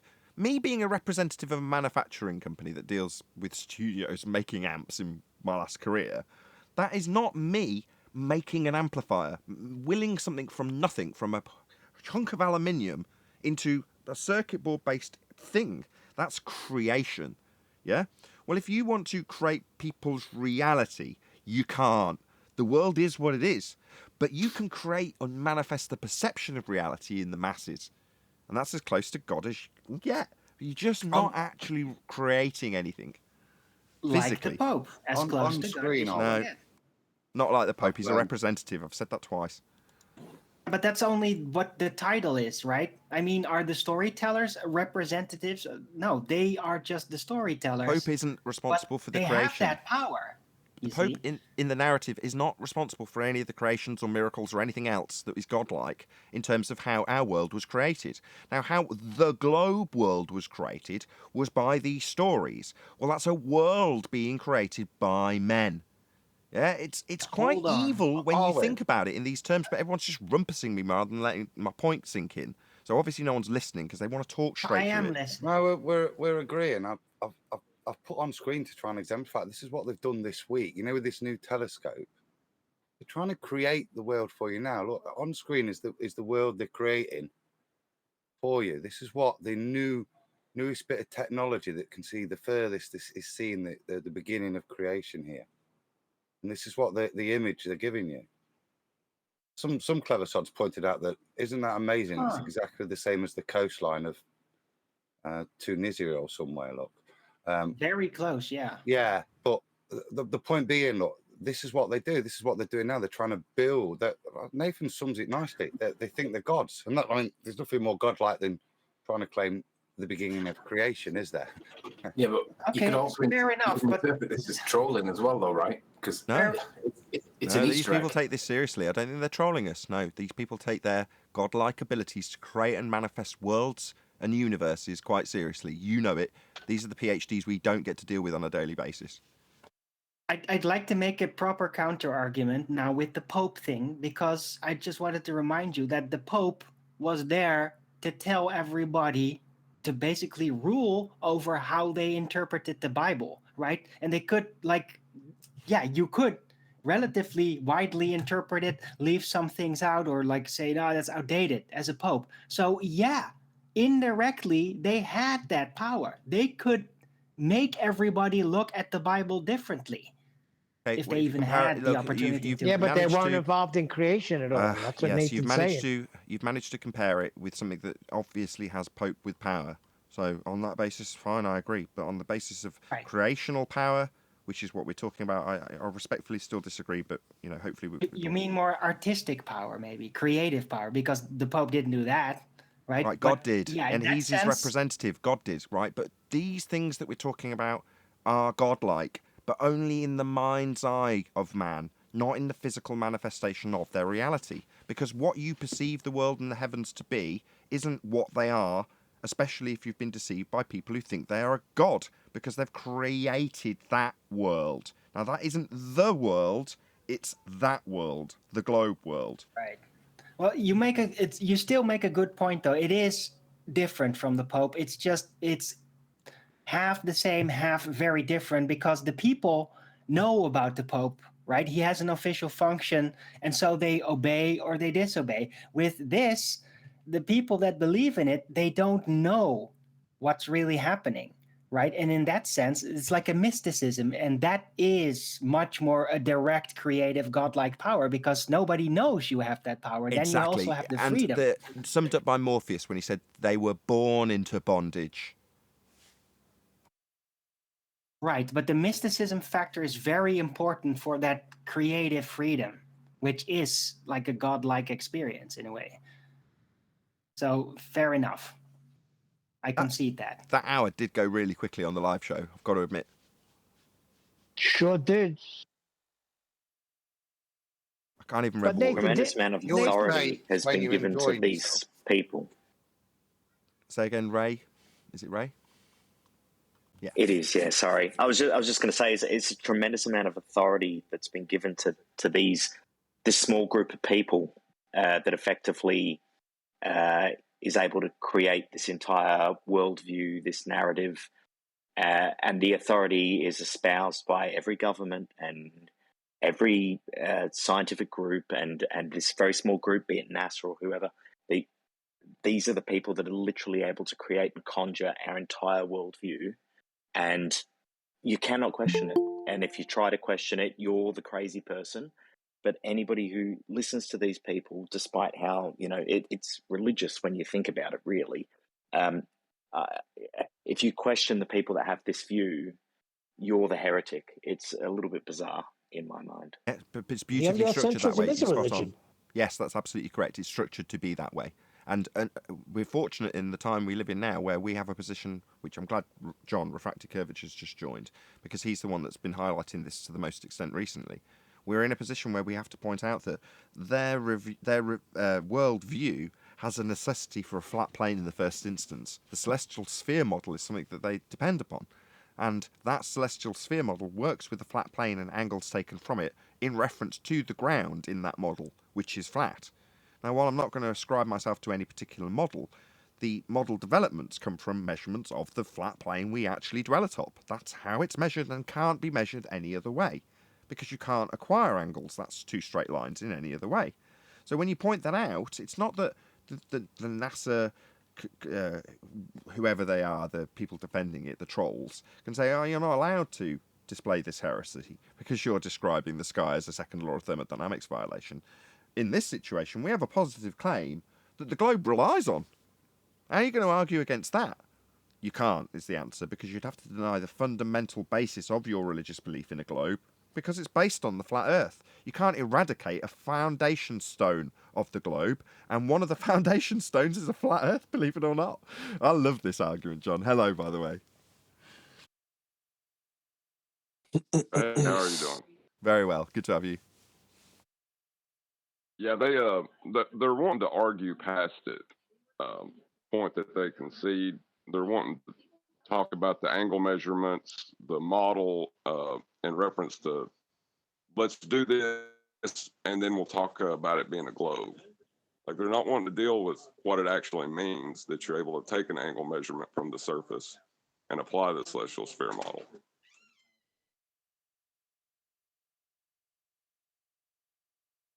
Beautiful, isn't it? It's a good time to be a flat earther, if you ask me. I've never sat in this chair so comfortably as a flat earther as now in 2020. I just heard that that shorts that you had, the short with Neptune, where you're talking about how you have to assume a flat earth first. It had me on the floor. Like, he was almost like willing to just accept that, but then he seemed kind of fucked up that he accepted it. Like, you're just like, well, yeah, you assume a flat earth first, and yeah. I was just like, what's wrong with these people? Well, the problem's always been normally when they're talking with fellow globers or anti-flat earthers, there's no consequences to answer that question. But now facing a flat earther, he was just comfortable and like, yeah, flat earth, you need to start with that. And then realized, oh shit, I'm actually talking with flat earthers. That means I'm kind of screwed. Yeah, in day-to-day discussions about a flat plane, this is kind of how it expanded with my sister when she was nodding along talking about measuring a flat earth to navigate with the sextant. She's nodding along, but she's not a flat earther, as far as I'm aware. She discusses it with me in a nice way, unlike my brother-in-law. But either way, she wasn't doing this when she was being trained in it or performing it at sea and saying, well, this proves a globe or proves a flat earth. She just knew how it functioned. Now, if you were to generally discuss how that navigation, or she was to discuss how that navigation was performed, she wouldn't be discussing it outside the context of a globe. It'd just be, oh, well, that's still how it works. You just don't link the two together. Well, in every argument prior to this, there was an argument because they were allowed to presuppose it was a sphere before they started arguing. But in this, it's a little different. They can't argue the point. Is the debate still tomorrow, John? Yeah, 8 o'clock Eastern time. I have no idea what that is for everybody else. Where at? A McToon's channel? Yeah, I'm going to special ed to do this, I guess.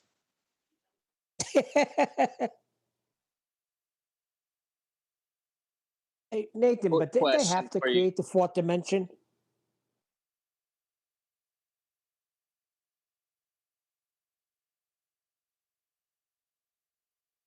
What? What was your question?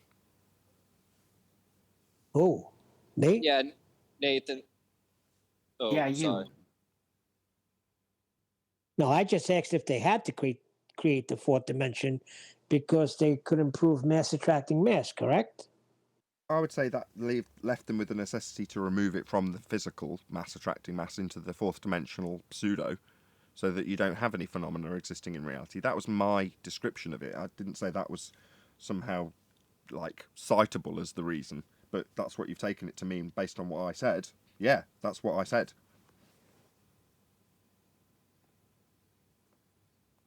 Neil, Einstein gave them a cause, and after that, they could go off and find effects. You're supposed to see the effect and then prove a cause. But the opposite way with Einstein. Einstein gave them a cause. The uneven distribution of mass curves bend space and time, which causes the effect of gravity. So show us the effect of gravity. And they go around coming up with all different things. Do you understand what I mean? As opposed to gravity used to be a force, which is not a cause. It became, Einstein gave them a cause, and then they went off looking for the effect. Yeah, I understand what you're saying, but they had to come up with that to keep this nonsense going. Hey, Brian, I got a question for you if you don't mind. Oh, they don't report about that, so we don't know. We can only speculate, Neil. Yeah, no worries. Go ahead. The concept that you were talking about, where they take those angular measurements and then put it in orthographic view, that's the same process that they're using in the Blackpool photo, right? Or the Blackpool Tower photo, or whatever. Correct. Well, yeah, it is. They're not taking. It is what they're doing there is they even conspiracy cats even conceded that they have to use a flat Earth to do that. But what they're doing there is more than that. What they're doing there is avoiding an effect, a visual effect known as photographic, or also known as visual occultation, where an object that's in your foreground that's higher than you, but is smaller than an object that's bigger than it in the background, blocks out more of that object than for you than it would seem to do as per its size. That's it. That's another cock up when they're doing the calculations, isn't it? Can I add just something to that? I want to say no, it's not what they do. When they take things like the Blackpool Swan and pictures like that, if you think back to that time, what was QE's biggest critique of it? Where are they getting the angle from? They're not using a sextant, and measuring the width of the sun or taking an angle from the eye. They're taking a photograph and then calculating the relative angle from the photograph based on pixels. Yes, pixels. Right, and I brought that up with Rufif when he was explaining it to me, and he seemed to say that didn't really matter, right? His contention was that. Oh yeah, that doesn't matter, right? He took the pixels. Yeah, he took the pixels from the Blackpool Tower and then just put them on over to that mountain and used that calculation. What's going on, Rico? And said, it's all relevant. And didn't bother. He said the distance didn't matter either, or something like that. It's just but he's not taking any angle. Hold on a second, Brian. He says the distance doesn't matter because in his orthographic mathematics, it's a 10-foot wall at any distance. So if you're standing next to the wall, it's 10 feet. If it's a mile away, it's 10 feet. If it's 1,000,000 miles away, it's 10 feet. In other words, when he says the distance doesn't matter either, no, because they've removed perspective. So what? Distance doesn't matter in reality? Yeah, shit shrinks, Ruhif. Doesn't matter. Nathan, oh yeah, that's why you don't come here, Rufy.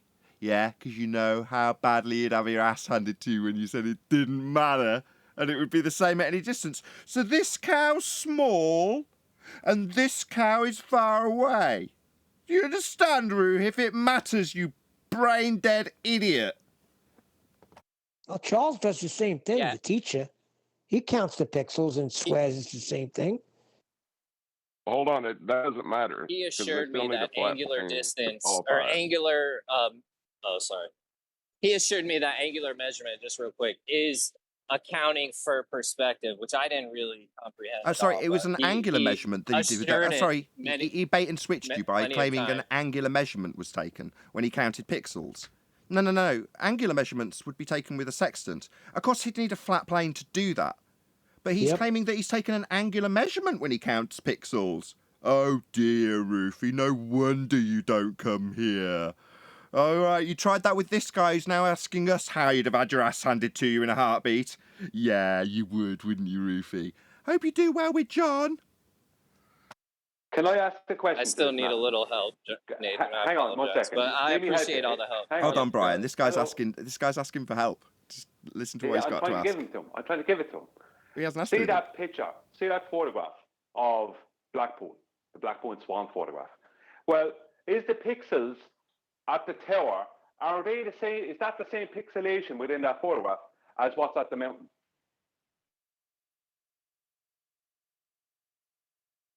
Is that the same megapixel ratio? No, but what Rufy does, he will ascribe a pixels per inch size based on difference. So different things at different ascribed distances will be given a different. But that's but you're cutting in on me, Adam. What I'm trying to say, hang on. What I'm trying to say is the pixelation. The pixelation in the picture is the same in every part of it. What's different is the things that are further in the background. They have a different angular size. And even the mountain, from its base to its top, does different angular sizes because the top is further away from the base. No, it's a photo. Don't argue. Yeah, that's my point. He That's a can't photo. do what he's doing. Yeah. It's a photo. He's got no angles. He's got not one angle. He can measure the angle to his photograph from where he stood, but that's the only angle he can measure from that. But that's my point about him counting pixels. The pixels are the same in every part of that photograph. Do you understand what I mean? There's no difference in the pixels. No. So if you look at his spreadsheets, if he's got in the foreground, say Blackpool Tower, that will be assigned so many pixels per foot in reality. Whereas in the back, that will diminish. So there'll be less pixels per foot. So you'll get more feet in. That's his angular size calculator. Sorry. Just one quick question, Adam. So angular size, that's a familiar term. Pixels per foot, is that a term that is often used by photographers when they're, working out perspective differences? Pixels per feet, is that common? No. You can't use it in an angular size. Never heard of that. You can't. There is no angular size on a globe. Perspective does not exist on a globe. All their mathematics are orthographic. Right. So he's got a pixel per feet. Well, feet and inches values don't change with distance, do they, Brian? Not on the globe, they don't. On the globe, something's actual size stays its actual size, regardless. So rather than having an angular size with things shrinking into the distance, #shit shrinks, he's going to ascribe a feet and inches value to the tower that does not change with distance, and then give a ham-handed comparison to angular size change and call it pixels per feet. That's what he's doing. I've got what you mean, Brian. So, you mean in the photo, the number of pixels per inch at the bottom of let's just take the tower. The tower's fine. It simplifies the point. The number of pixels per feet at the bottom, there'll be less. Whereas at the top, there'll be more of the tower. Just because of the way the lens is working and the way perspective is working. Yet Rufy will attribute just the whole height of the tower and then calculate an average based on the angular size calculator, because he'll know how far it is away. So he'll just back calculate it based on that. Based on his bait and switch, what angular size measurement? The one he hasn't taken because he's only got a photograph. Right. He'll need a flat earth for that measurement, won't he? Well, yeah. Right, that was Kiwi's point.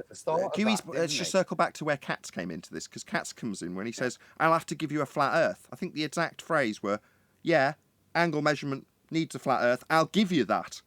I think was his exact phrase. I'll give you that flat earth that I require to talk about these angles. Yeah, you'll need that to get them. But Rufy's not doing that. He's come up with his new, on his own, alone, away from the globe rhetoric. Not in line with the globe. He doesn't believe this shit either. Because if he did, he'd just accept that there isn't any perspective on a globe. Now, he says the feet distance doesn't matter, but why is he accounting for it when he does his per pixel value? When there's a very easy way of doing these things, it's called angular size. Just as Brian points out, doesn't exist on a globe. You can't have it. That's why it's always a feet value that he's got when he's counting his pixels that don't match. Because the pixels are the same size at the bottom of the tower as they are at the top. Well, in reality, that means they've got a different ascribable value if you actually took angular size into account, which is what Brian's point was originally. Yeah, I mean, the actual, although it's kind of so simplistic, I think people didn't catch on to it. The real reason behind what we see in that photograph is a visual effect called visual occultation. That is why we see the effect we see. We can see that effect anywhere. We can create that effect anywhere. You could create that effect there where the photographer was standing with a drone. And by bringing the drone straight up in the air and straight back down, it will show you the exact effect that's happening. But that's a visual effect, something that does not exist on a globe earth. None of these things exist on a globe earth. Globe earth is orthographic maths. And the proof of that comes back to Polaris and where the radius came from. The radius value, not measurement, value. There is no, all globe maths is orthographic. So everything is its actual size in relation to the actual size of everything else all the time. Well, that's fine, but they still got to use a flat plane to get, like, even when they're counting pixels, right? Because they're wanting to establish part of a triangle to get an angle. So they're counting the pixels so you get the opposite leg of a triangle. You still need that baseline. Yeah, Even still got to be assert that flat. nonsense. That's right. Even when they're claiming that they're counting pixels per feet is an angular account, you'll still need a straight baseline for that flat line that is an angle. So John's right. It doesn't matter if they count pixels and compare it so that you don't notice. Well, he says that's an account for the angular size differential, or angular size. Feet per pixel? Right. That's 2 straight lines then. Flat Earth proven. Well done. Welcome to Flat Earth, Rufy.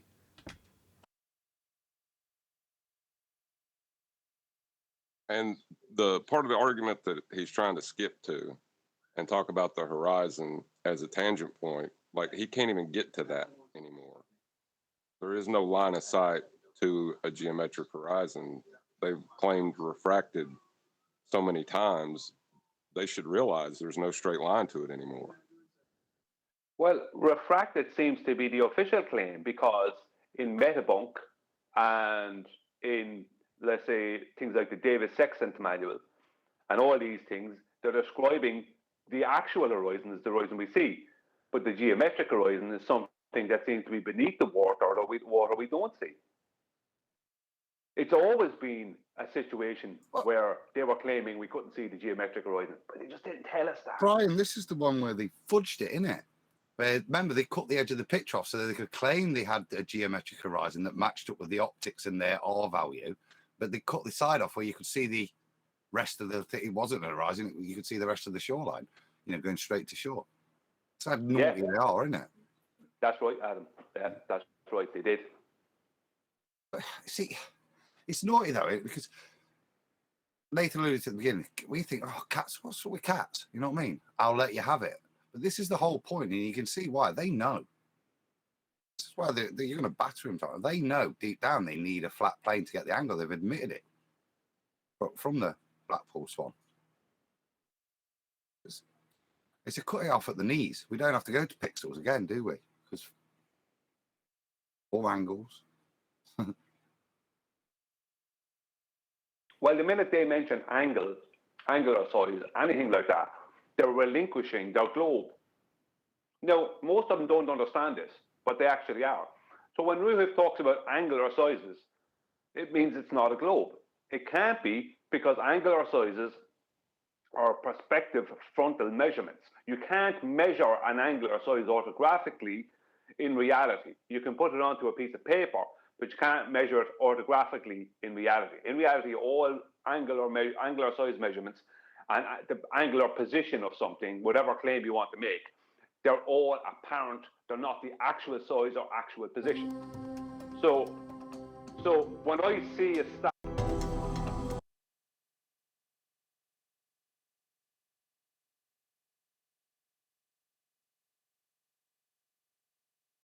actual position over the Earth, that's, if I take an angular size of something, that's its angular size, not its actual size. These things can't happen and don't exist on a globe. All globe mathematics are orthographic because it comes from where the radius came from, which is a back calculation of flat Earth elevation angles to Polaris, which are done in the frontal perspective view. They then put them orthographically, take away perspective, and give you a curved Earth by creating a radius out of those measurements. That's what they do. So that's why when Polaris rises and falls in the sky, within their model, it's Earth curve, not perspective. Go on, John. I was just going to say that contradicts the celestial sphere model. So no, it's not their model. They just believe it is. Yeah, I'm just pointing out where they got their radius value coming from. See, all of their maths, well, go on, John, I'll talk after. Well, yeah, they got it from the celestial sphere model, but that's a flat plane model. So to assert the Earth's curve contradicts that model. So they kind of got it from a misapplication of mathematics. Yes, but the celestial sphere model is an orthographic representation, John, of angular measurements in reality, which are done in frontal perspective view. So even the celestial sphere model is an orthographic representation of a flat plane and like an orthographic depiction of perspective. Whereas in reality, these things are taken in the frontal view, elevation angles, requiring the distance from the observer to the GP of Polaris all the time. That's where the latitude and longitude grid comes from. It all comes from that. It all back calculated from that starting point. So the whole thing starts frontal perspective and flat out measurements. And once they found out all what they needed to find out about Polaris between its GP and the equator, they then could back calculate an orthographic radius from that. And I showed that down to the decimal points. It's orthographic. From that point on, every single part of their globe is orthographic. There is no frontal perspective because they've just hijacked perspective with Polaris. Sorry for ranting. Yeah, but like the minute you start asserting that the ground is curved, you're contradicting the celestial sphere model. Yes, you are, because the celestial sphere model is an orthographic depiction of flat Earth elevation angles to celestial bodies.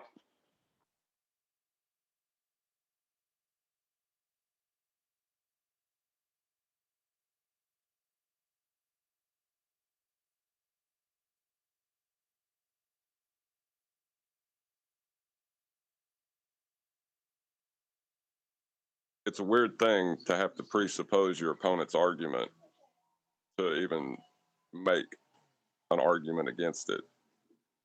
I don't think I have anything else to compare it to. It's madness.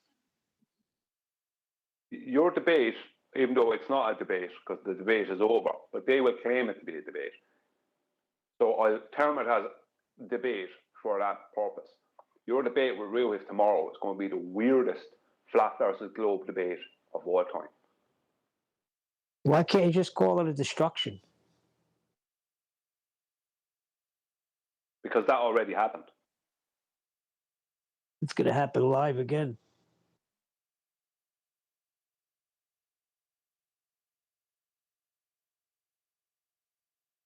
Yeah, if somebody walked up to you and said words don't exist, right? So there's no such thing as words. You wouldn't pull out a dictionary and try to prove it to them. No, the meaning of words. The meaning of words. No, I ain't saying that. Like, just saying, if someone said that words don't exist, you wouldn't pull out a dictionary and try to prove to them that words exist. I'd ask what I got you.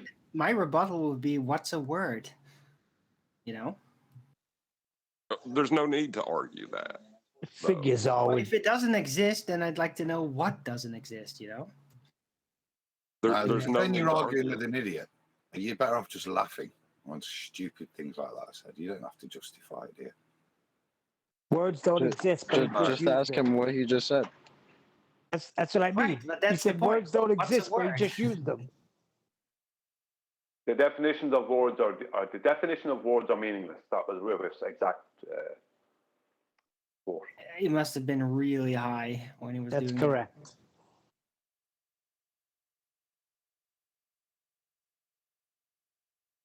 He was just trapped. Yeah, but even if you're trapped, why would you do that?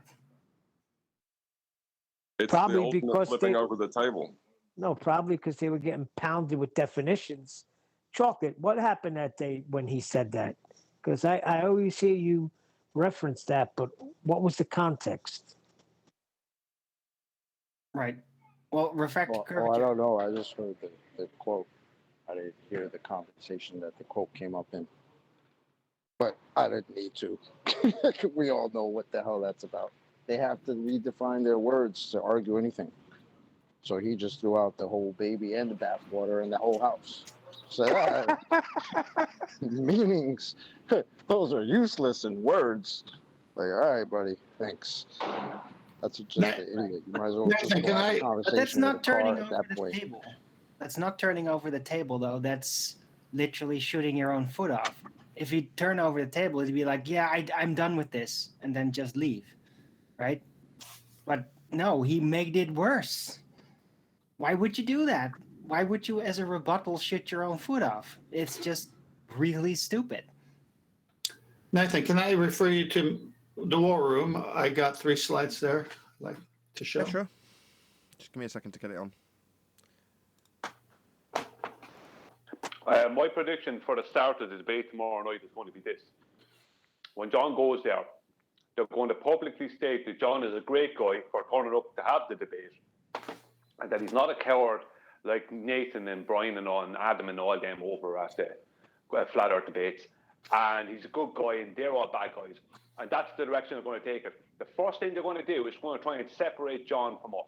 That's the first thing they're going to do. Because we're not there doing the debate, John is. So that's the first thing they're going to commend John on his bravery.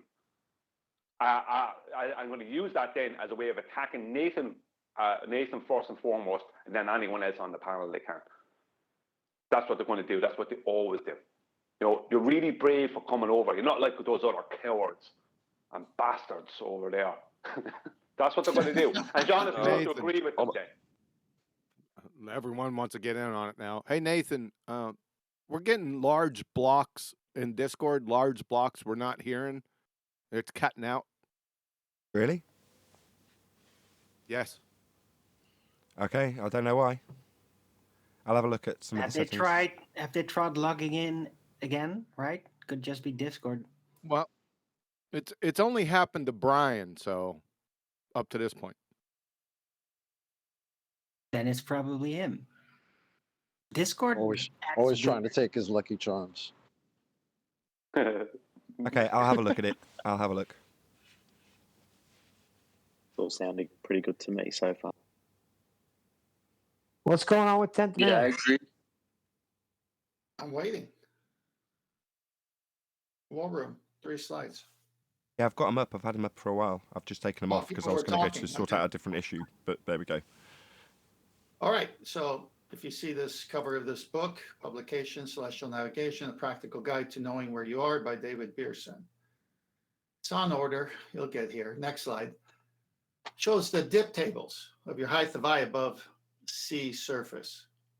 Before delving further, remember the mathematical conceit here is that we are actually at the center of the earth and observing the center of the sun. Given the fact that we are on the surface, next slide, of the earth, we have to mathematically manipulate the numbers to make it appear as if we were in the center. We must do the following to reduce it accurately.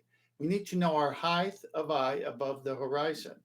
If there's an index error in the tool itself, the month we take our sight, the whether we are observing an upper lower limb edge of the sun.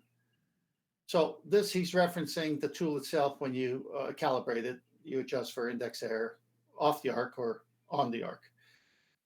First, let's look at height of eye.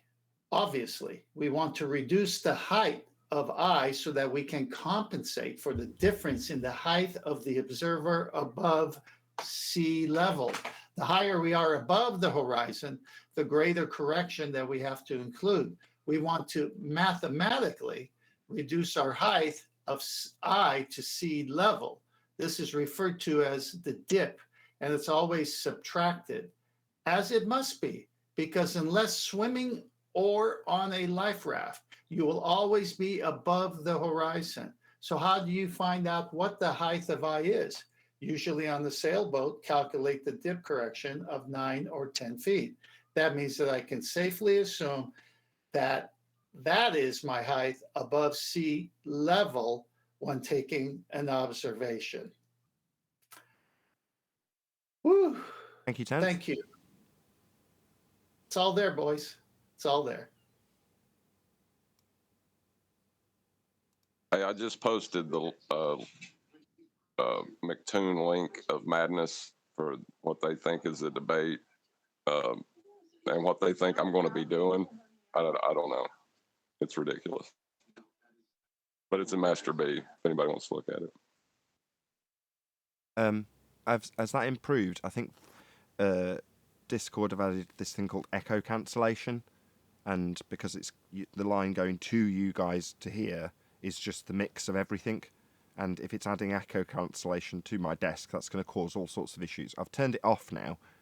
Am I any worse? Because I've now got manual gain control, so if you can't hear me, I need to turn me up so you can hear me clearer. Adam, can you just say something? Because you're typically one of the quieter ones, if you're there. Yeah, yeah. Can It's you hear really me? bad.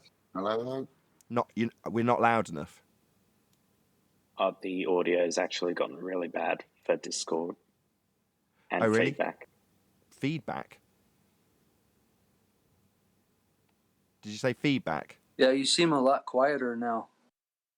Well, I've now just turned us up because to turn that off, it gives me manual control of the gain. So I've now got to set it. So if I'm too quiet, you need to say, and I'll turn it up a bit more.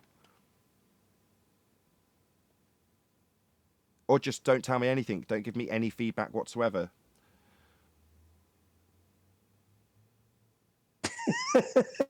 Jesus fucking wept.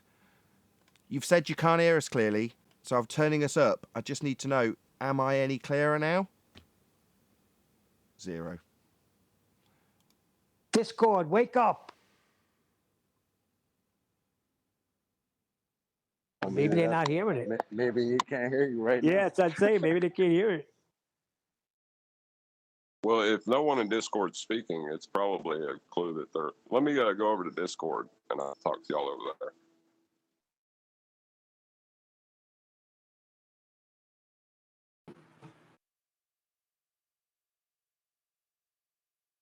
Don't seem to have any audio from Discord now whatsoever. That or nobody's talking in there. I'm not flashing in there. What's going on? Discord seems to have gone wrong. Oh, now 10th man left. I just went to check. Can't hear a thing in your. You're not even lighting up, Nathan. Yeah, I can see that I'm not lighting up in there now. Let's just try and leave and go back in one more time. Discord can be a real pain in the ass. Yeah, it's weird how it can go wrong mid-show as well. Like, it was working functionally perfectly, then next thing you know, no. What do you know? This Discord causing Here in Discord. Discord. What do you know? Sounds good That's to what me. I was wondering. Hey, we can hear them now. Hold on a second. Can they hear me? Slide on Western Front. Hold on, am I flashing? Where am I? Seems like the. Can you guys? main No, they show's can't gone hear off. me. Okay, just they'll have to talk amongst themselves. You guys in the panel, I'll separate your audio for now till I figure out the problem. You guys are on your own in G+ to keep the conversation going, as I've selected you as preferable while I figure this out. Okay, great. So, Chocolate, I'd like to find that so I could hear that whole conversation where Rufy said the meaning of words is meaningless, or whatever he said. He said the definition of words. Definition. Right. Man, I would like to find that. They were Hey, probably Nathan? hammering him. Nathan, your Discord connection has messed up, I believe. Yeah, he's going over to fix it. We're on our own here. Because I'm thinking that he was getting destroyed by definition. I don't know where that took place. I'm getting feedback. I don't know where that took place or who it was with. I just heard the clip, the audio of it. I don't know where. I don't have the pedigree information from it. I think QE probably knows. I'm thinking he was probably getting destroyed with definition after definition that he just shot himself in the foot, like Alwood said. John, it's Refractor Coverage out there. John, I'm looking at this link you put in for this debate and that little photograph there that McToon has up. He Put it on gives screen, two. right? Oh, thanks, Adam. Thank you. Yeah, he gives two star angle measurements, right? Angle measurement number 1 and number 2. He has eye height, which he's not showing any of these things, index error, and he gives then a choice then between Atria and Canopus and Regal. And the same with the next one then. He has eye height, index error, Arcanar, Beetlejuice, and Canopus. Right? Right. So he gives you a choice of what star you want to choose. Who cares? Where is index error? Right? Where is height of eye? You know, what eye height are you at? I mean, what is this nonsense? I mean, what is this nonsense that he's posting? Well, what He's you're just like, looking these at are you just choose a star and we'll move on. And we'll forget about all the whole process that started from you taking a sextant out on the decoy ship. That's what that is. Not that it matters to you, but I'm just saying. Can you guys hear That's Brian why okay in Discord now? way better, thank you. Yes, coming through clear. Yeah, I started Cool. fiddling with settings and there was no need. I just had to obviously leave and rejoin, and now it seems to have solved the problem. As I've put all the settings back to what they were and just reconnected. So, I don't know, it's just a spurious fault. Overcomplicating things, my bad. Sorry if that caused a problem. It was Yep. actually QE's fault Have for you pointing tried it out. turning it off and on again? Yeah, he should have just said, can you drop and rejoin? And I'd have done that. Whereas he's like, no, you've got this bizarre problem.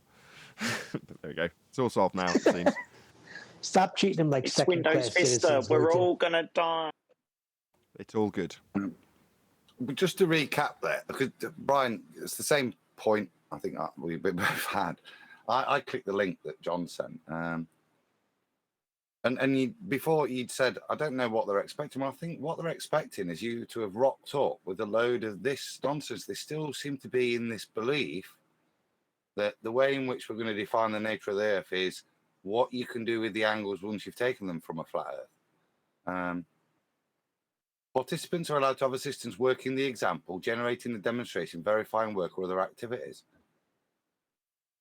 You know, there's still that same nonsense. Here's the angle. Let's move past that. I think that's what they're expecting you to bring to the table, make some calculations. They're Right. Well, that's the point. Well, see, that's the thing, though, because even after you get past the angle, you have the celestial sphere model that you're going to have to apply that angle and to do all these calculations. And that's where I want to take a dump on their parade. So you're going to presuppose it's flat twice before you even try to do any of this crap. You know, who cares if you did it? Good for you. I clap. Good job. You proved a flat Earth twice. And then now you're going to talk about how it's a globe. They still need something to talk about. That's all it is. They just have to somehow elongate their side, their argument, right? Because it's done. It's already a wrap. Right? It's there's nothing else. If you literally your globe came from elevations taken off flat Earth, then what are you even talking about? Right? So they have to make it seem like, oh, they still got a leg in the race, or horse in the race. Well, they ain't got nothing. So it's done. Yeah, they're trying to race. walk straight past our argument. Our argument Listen, is, I'm telling you that McToon short, Nathan, if you got that, you can play that out loud. That would be great, because that should have me on the floor. Well, how do you get a leg in the race? Do you like chop one off and throw it on a racetrack? He's like the Black Knight. How is he gonna have a leg in a race without any legs? He wrecked the Races body. are divided into legs. our argument within celestial navigation is the use of the elevation angle and co-altitude zenith distance. That's our argument. We don't argue past that point, really. We can, but we don't. Well, we can argue. Well, I know what they're going to try and bring up, and I can argue against it. But it's pointless. Our argument involves the massive areas of flat land and sea that you, well, as in a horizontal baseline, that you're going to need to do this. You can't, Oh dear. any ideas or any begging question or any beliefs that come into it after that mathematically, what do they matter? The point is that you have to do these things first before you can go any further. And that's our argument. Anything, Our argument anything after the elevation angle is mute. Yep. Exactly. Yeah, right. mute. Definitely mute. Mute. I got a leg in the race. I know it's I got two. Yeah, one leg is going to be difficult for a racer. They seem to be lagging. They have, McToon has these two star angle measurements up, number 1 and number 2. Now, unless it's on a different part of the page, I'm just looking at that photograph. I don't see any angle here to do anything with. They just claim an angle, but they're not showing an angle. What angle? Now, maybe it's blocked out here or something, but they're not giving an angle here. Like, what's the angle? Is it 36.4 degrees to whatever? Is it blah, blah, blah? You know, what's the angle? Well, you know, they're so desperate, they're trying to not even give you an angle. You know, how is Johnson, like, if someone was supposed to join in with what they're doing, how are you supposed to join in on what they're doing when they're omitting the whole basis of the thing? You're omitting the angle. So how can you go further from there? Well, it's a little bit worse than that because the model they're using is a flat Earth model, and they just don't know it yet, I guess. Oh dear. No. So if you read, I clicked on the link in Master B. It says right beside that depiction, the star elevation measurements. Why not just say elevation angles? The star elevation measurements were presented to both participants on 7/13/22 before 10 p.m. U.S. Eastern Time. Great. What was your favorite color then? Because all this has about as much to do as what you just said. How did you get the elevation angle on a curved baseline? You crayon munching moron. This argument's over. They're It's dead. got them dead to rights as soon as you say angle. That's it. That's it. It's over. Roofy, you are one crayon munching retard, son. You ain't getting this. You can't get an elevation angle from a curved adjacent. I'd be shocked if you knew what an adjacent was. That's it. Well, they can't have angles to anything on a globe. That does not part of globe maths anyway. Can't have angles. Elevation angles, angular size measurements, all these things are not possible on an heliocentric model.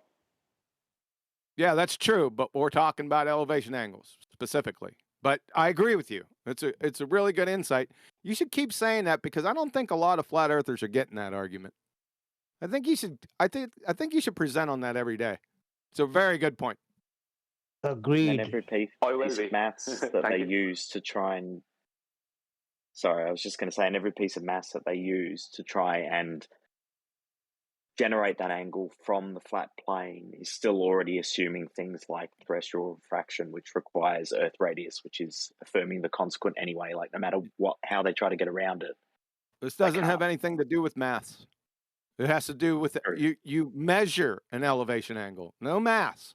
When you pull that sextant out, you make your corrections that you need, the index correction and the few other corrections that you have, and then you put that monkey up to your eye, and where do you look?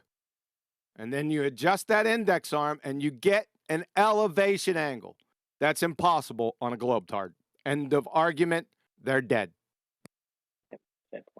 I think what you were meaning is based off what I was saying to you earlier. I could be wrong. I didn't hear every part of it, but their maths are only maths. They have no measurements.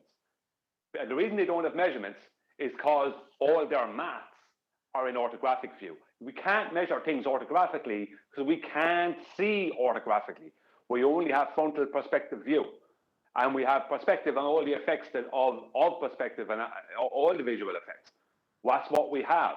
Their maths are an orthographic hijacking of those things. They don't have frontal perspective maths. We have frontal perspective measurements that we can then use.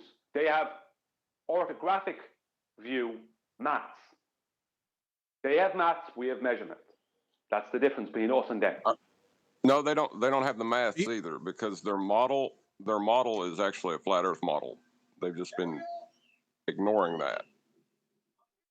Well, yeah, but they back calculated a radius from the flat Earth elevation angles to Polaris. They back calculated their radius from that, specifically from that. But well, yeah, that's so. Yeah. I'm just saying that's not math though, because that's a misapplication of math. You know, that's not correct. So it can't be. The math for it is wrong.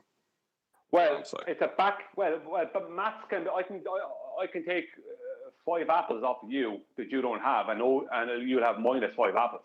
So under those circumstances, they can do it. If you understand what I mean, as Anthony would say.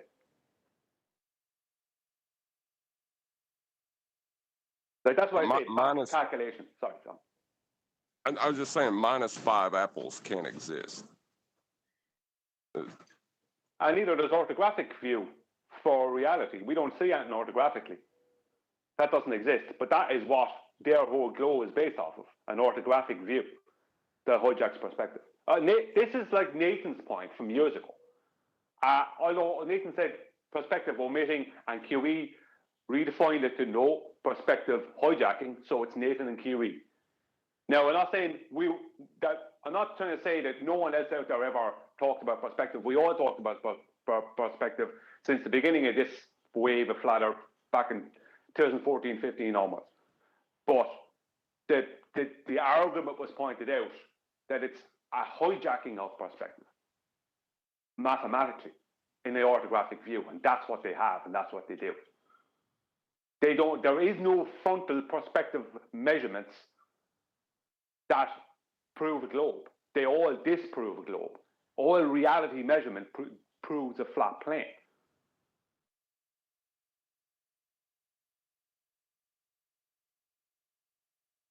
Question. Are you supposed to use perspective when you see a boat going over the curvature? Well, that's the thing.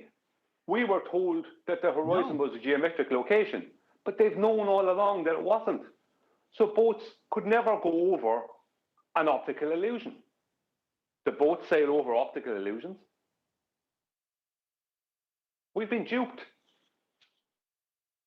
And the likes of Mick West knew it. As soon as the Black Swan came out, where was Mick West? He's gone.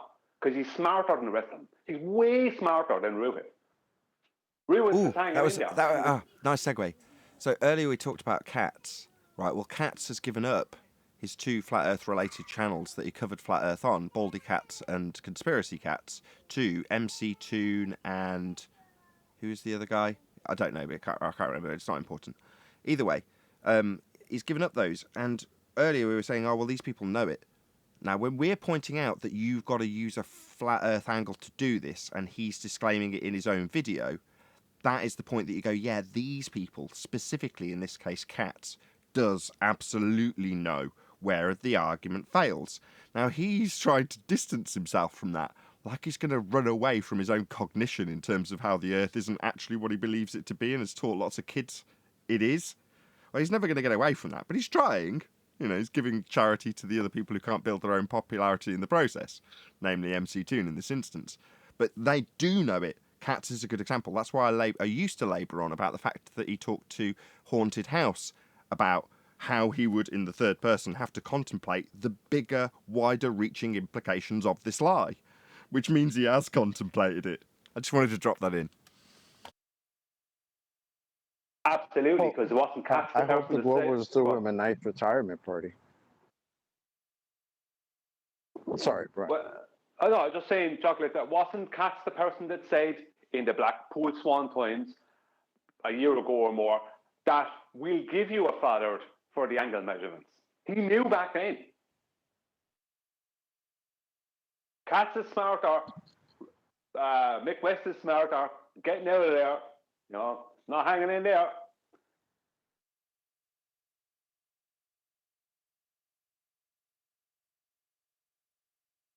Those flat earthers, they've got a thermoplasma ray gun and it'll melt you. Get out. That's what's going on.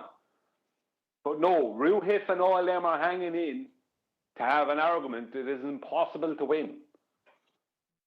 Well, there has to be a band that plays at the end of while the Titanic's sinking, right? They need a band apparently. So the people left are the band, still playing while the ship's going down. That's what I call Ruhif, Glenn Iceberg Williamson. I've been calling him that privately. I've been calling him that for ages. Calling him Iceberg in Discord and private message because he wants to go down with the ship. That's all you could say. You want to go down with the ship. You can see the iceberg is coming. You're refusing to get onto the other ship, so that means you want to go down. You know, playing with the band. Kind of beautiful. I just gotta say that's a beautiful sentiment like that, Brian. Yeah, that's all you could see it as, someone who wants to go down with the ship, isn't it, John? But they just don't think it's going down. Like just because it's toppling and there's water coming in, and doesn't mean it's going down. The ship's broken in half. The other half's already under the water, but they're still playing the beautiful music. Right, because it's going to come back to normal, right? No, the iceberg hasn't even hit it yet, but it's inevitable that it's going to. So what they do is stand on the ship and make a point of not looking in the direction of the iceberg and pretend it's not there. Whereas Katz and Mick West and the rest of them, they've jumped ship. I can smell ice.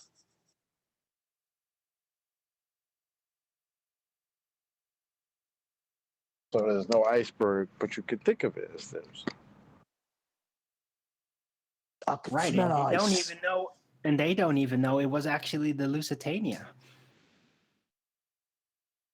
Yeah, but it doesn't matter what ship it was. The point is that it doesn't matter the ship. The point is But you that don't know that, they're do you? on a ship. It doesn't. We're not talking about specifically the Titanic, because there wasn't a ship there for the people of the Titanic to get off onto. But this is the thing: if in the Titanic, if there was a ship next to the Titanic for all those passengers to get onto to escape from the Titanic hitting the iceberg, they would have done it. We are showing them the iceberg. It's inevitable for their ship.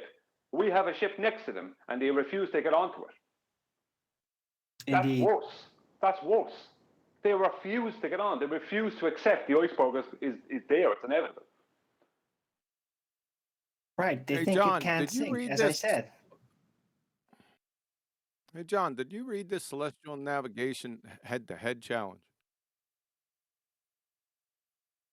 No, I'm not going to bother with that. I'm kind of there for one purpose, and they can think it's about whatever they want to think it's about.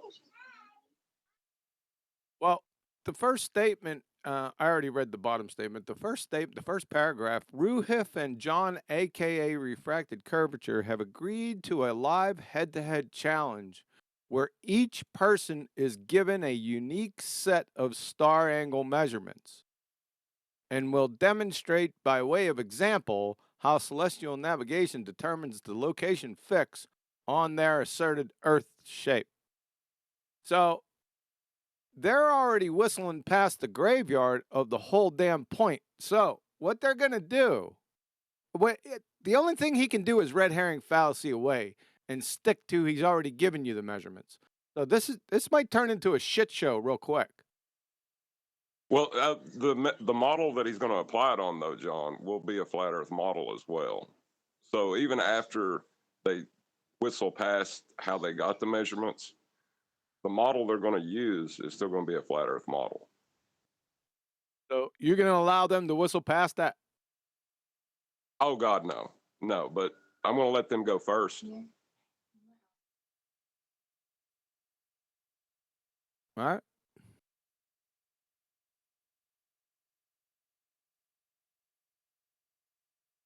I'm going to let them do all the heavy lifting for me. And then Well, it looks like it's only you and Ruhif, but McBooger Eater's probably going to try to jump in here with his retardedness. The only thing they can do is red herring fallacy. They're going to try to divert. They're going to try to get you off your game and divert away from those elevation angle measurements. So I'm sure you already know that. It's really hard. A lot of people have a hard time with that when they're, it's you're on stage, right? And you feel obligated to answer their red herring fallacies. May I suggest don't? Yeah, that was my plan. I just wanted to stick to the points that were made and not go off into the weeds. That's my plan anyway. I might mess up, like you said, that heat of the moment and all.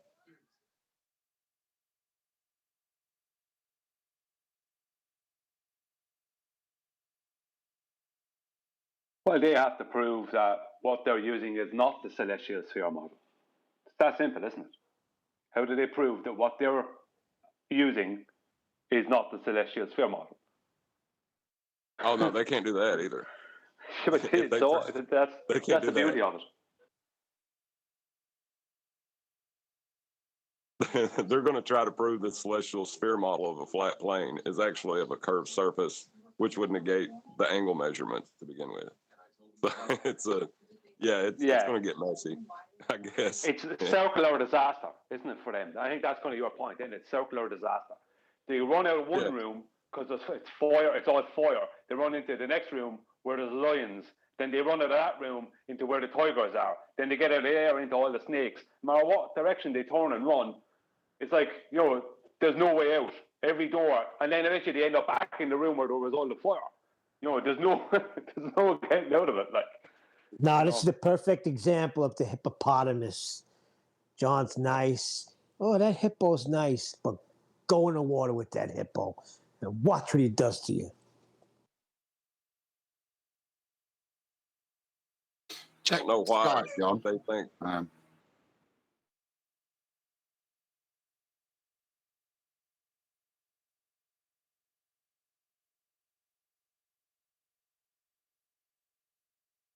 I didn't hear you, Adam. You said something, but John didn't hear it. I was just saying, just check your Skype for me, John, would you?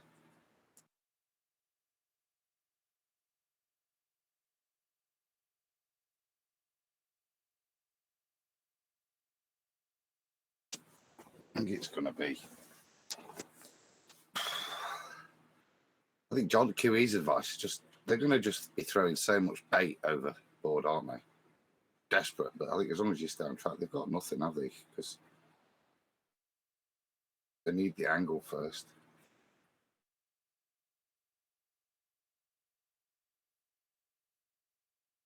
Yeah, even after they get the angle, though, they still got to apply it in a model. Their model, though, is a flat Earth model.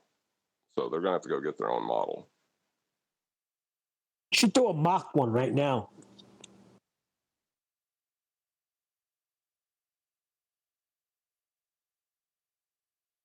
Push comes to shove, John. You can always show them your kitchen, your globe kitchen measurements or calculations. I mean,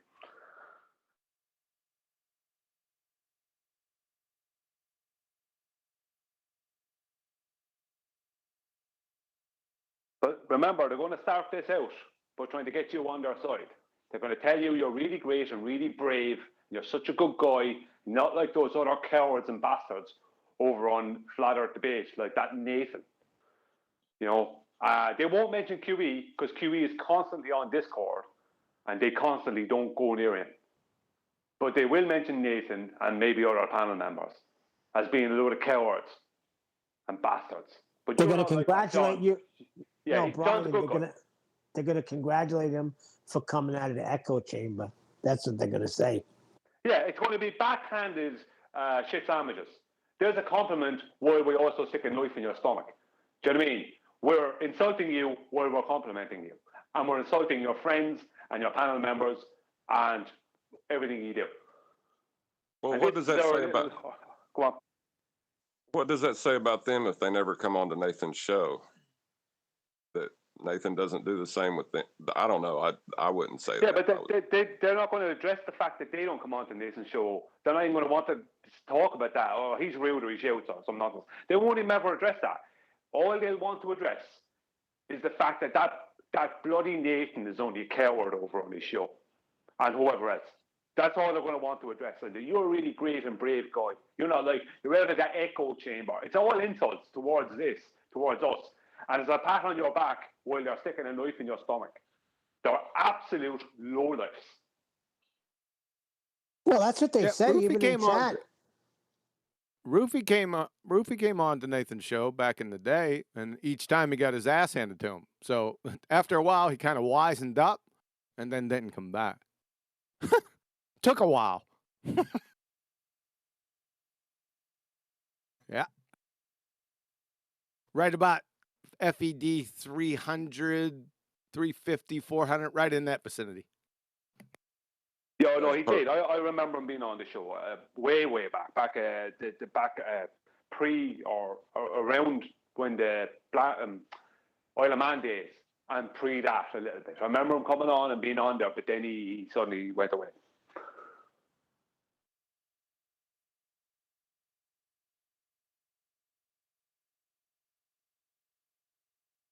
This is going to be a massacre. Are they that stupid they don't understand this? That's rhetorical. Don't answer that. There'll be blood everywhere. Speaking of blood everywhere, tomorrow on my live show, I'm going to get medieval on them. I think I'm going to title it Conservation of Stupidity. That's what. Nice. It's tentative. I like it. Well, they're not conserving it; they're spreading it all over the damn place. So, what do you think the show might be on? If I say Conservation of Stupidity. Axial rotation. All right, let me take a wild stab at it. Well, 3 people talked. I should probably not do that. I should probably identify some. I'll do it this time with Mr. Leg and Race. So if I say the Conservation of Stupidity, what do you think it might be on? Coriolis? Connected. That's a winner. I'll have to give you that. That I had 2 legs in the race that time. It's not connected. Oh my God. Yeah, right. It's actually in reality not connected, but those dipshits try to connect it. I'm gonna deconnect it. The stupidity is in lockstep with the rotation of the Earth. Yeah. But No, I didn't don't want do to take that, over the 'cause that show. implies they're not stupid. Lockstep. Say again? That's heresy. Say that one more time, Adam. Doesn't that not imply that they're not stupid? Because there is no rotation, What so does- the amount of stupidity is none. I didn't hear you. I was talking while you were. Go ahead again. I was saying, doesn't that imply that they're not stupid? Because if their amount of stupidity is in lockstepness with the rotation, there is no rotation, so they wouldn't have stupidity. So it's actually a compliment. Oh, I see where you went with that. Okay. Touche.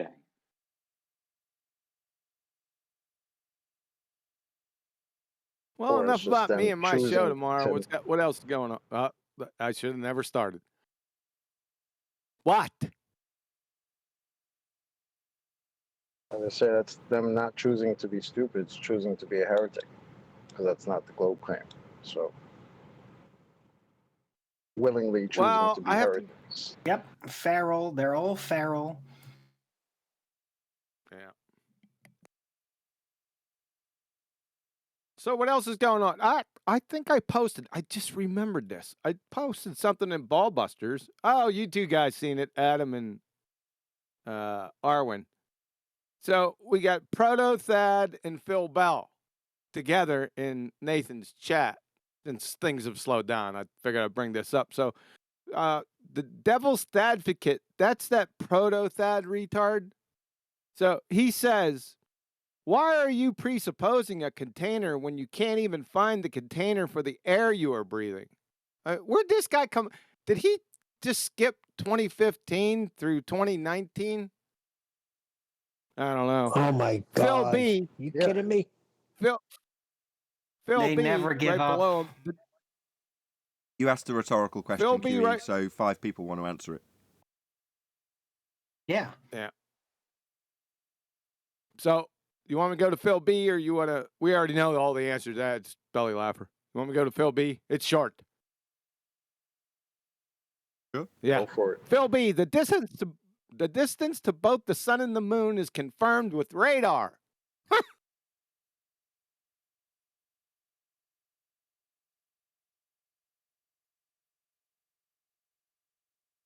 Anything?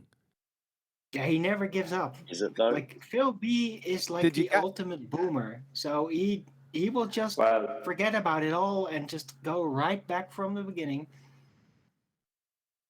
you're going to need That's to right. be the right They have. measurement. What do they call that? Is it Glober amnesia? I thought somebody put a term on that before. Rinse and recall. repeat. Yeah, it's a rinse and repeat, but there was another more poignant phrase dealt with them. Yeah, glotard amnesia sounds pretty close. Globnesia. Respawn.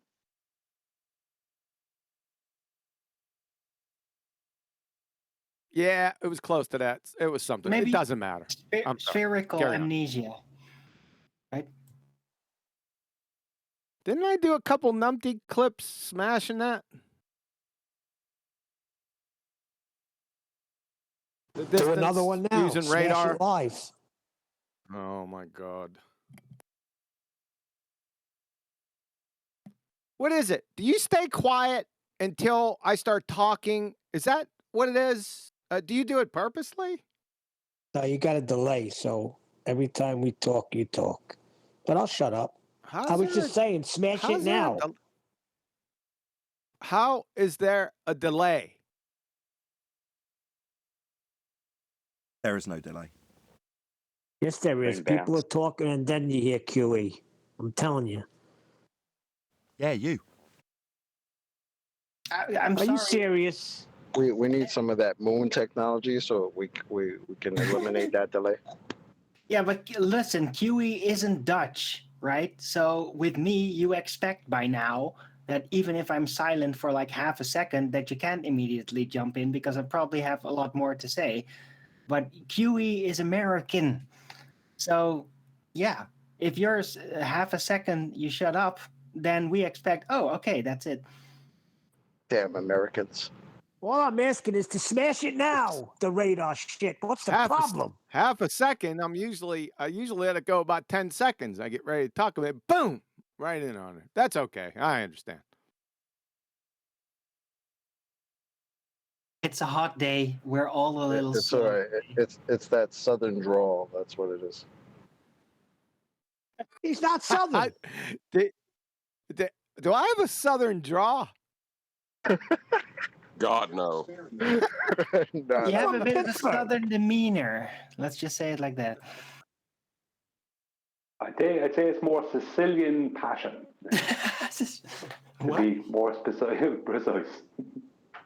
Talking about John or Neil? You're right. John could John be is not Sicilian. But he is loud, unnecessarily so, so that is typically Sicilian. Correct. I wouldn't say that. Who? John or Neil? I wouldn't say that about Both John of you. or Sicilian.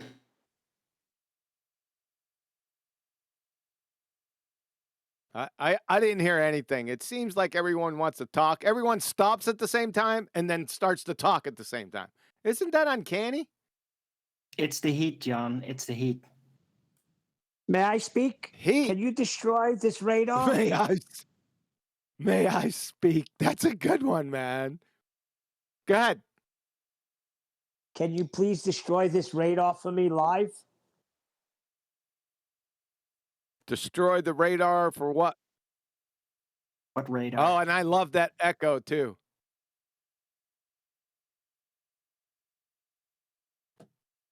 John, Phil B comment. you read Phil B's comment, and you said that you destroyed it in a couple of empty clips. He's asking you to do it again. But your Thank you, mic wide Chocolate. open, No. QE. You're moaning about echo, but you know, you got to put yourself on mute when you finish talking. In the server. That's not me echoing. I'm looking at Discord and I see your name. Now it's probably not you, but you represent everyone on the panel. When we get an echo, What? I'm on yours mute. lights up.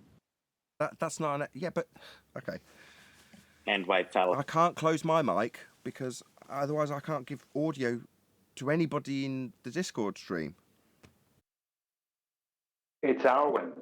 When Arwen opens his mic, he has the sound coming out of his computer as well. So you get an echo feedback from Arwen. So when you went to speak there, Arwen opened his mic to say something, John, and you got feedback because you're hearing yourself coming back from Arwen's computer. Really? Am I giving feedback? Is that me? Yeah. Do you ever wear headphones? No. Have you got a fully treated studio that you've carefully considered where the sound's coming from and bought a mic that rejects the sound from those speakers? You've given him an opener now. Dude, what the hell? I've done this for like 5 years. And you've been causing echo for that long. You're doing it wrong. If you can for hear the 5 speakers, years. Arwen. Hello, Arwen. If you can hear the speakers, What makes you think that your mic can't hear them? Well, there's a specific Hello? function to block that out. Oh yeah, what magic? No, it's part of the speaker installation. Yeah, right. I just asked that. Yeah. Loopy. No. Yes, No. you are causing feedback. It's not major, but Q is very sensitive. Well, that's today then, because I've listened the show back, right? I listen the show a lot, and I never give feedback. So that's today then. So it's acting weird today for some reason. The Can one who happen. causes feedback doesn't get feedback. That's shockingly not how it works, because if you're the cause of it, you're not going to hear it. It's the sound of your speakers going back into your mic. Anyway, let's not concern. I've got all sorts of gates and compressors and magical things that are supposed to alleviate that. But when someone like QE pipes up about it, I think, do I need to reassess everything? Or could it be better if it was just, I knew what the problem was immediately? You don't. If you're going to have to rejoin Discord, you don't know that till you do it. But, it would be better if you didn't all pipe up about what's causing feedback, because none of you know. I don't know. It doesn't always do it, and I know it. So you can all say like, "Oh, it's always doing that." No, it isn't.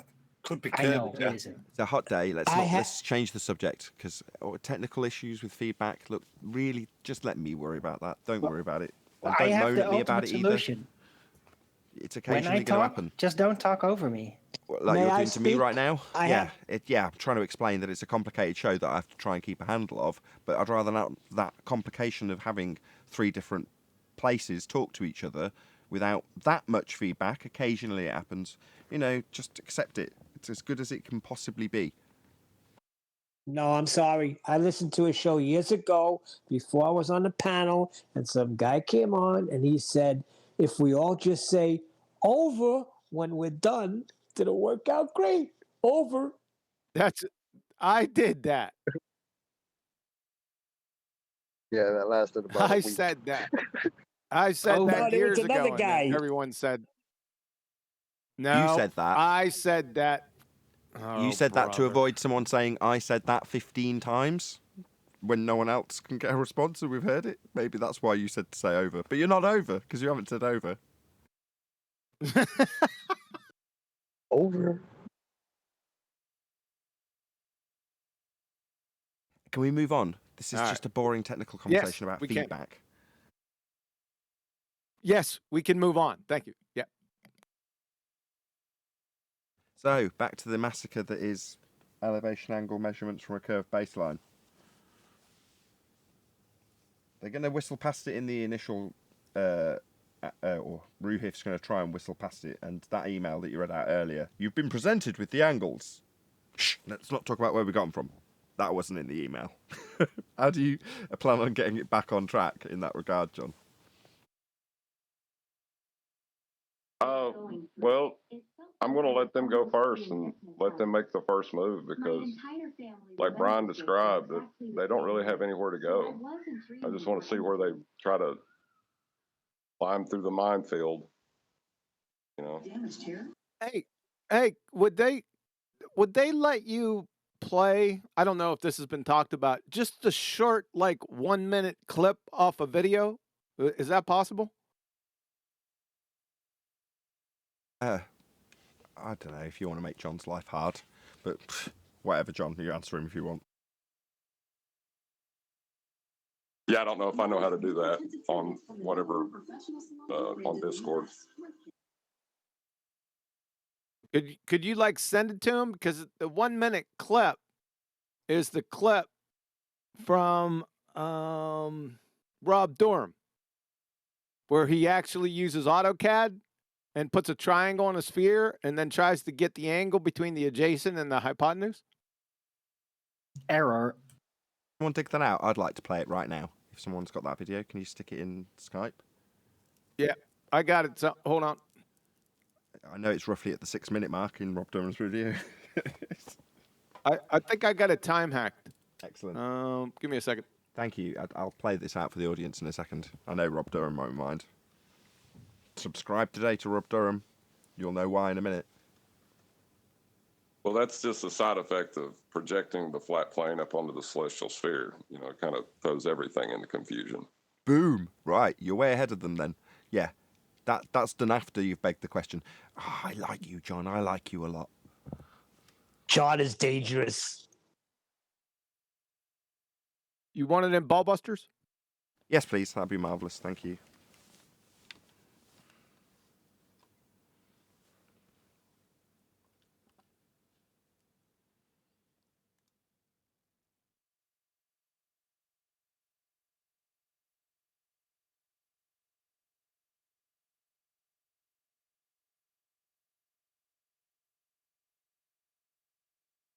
Have the time? Does it say the time? I mean, it might not take me straight to that time. Let's just see if it does. Yeah, 1 second. It's 8:09. No, it has. It's taken me straight there. Perfect. All right, let's just do this. My stuff's looking a bit of a mess. Can I show Rob Durham? Yes, I can.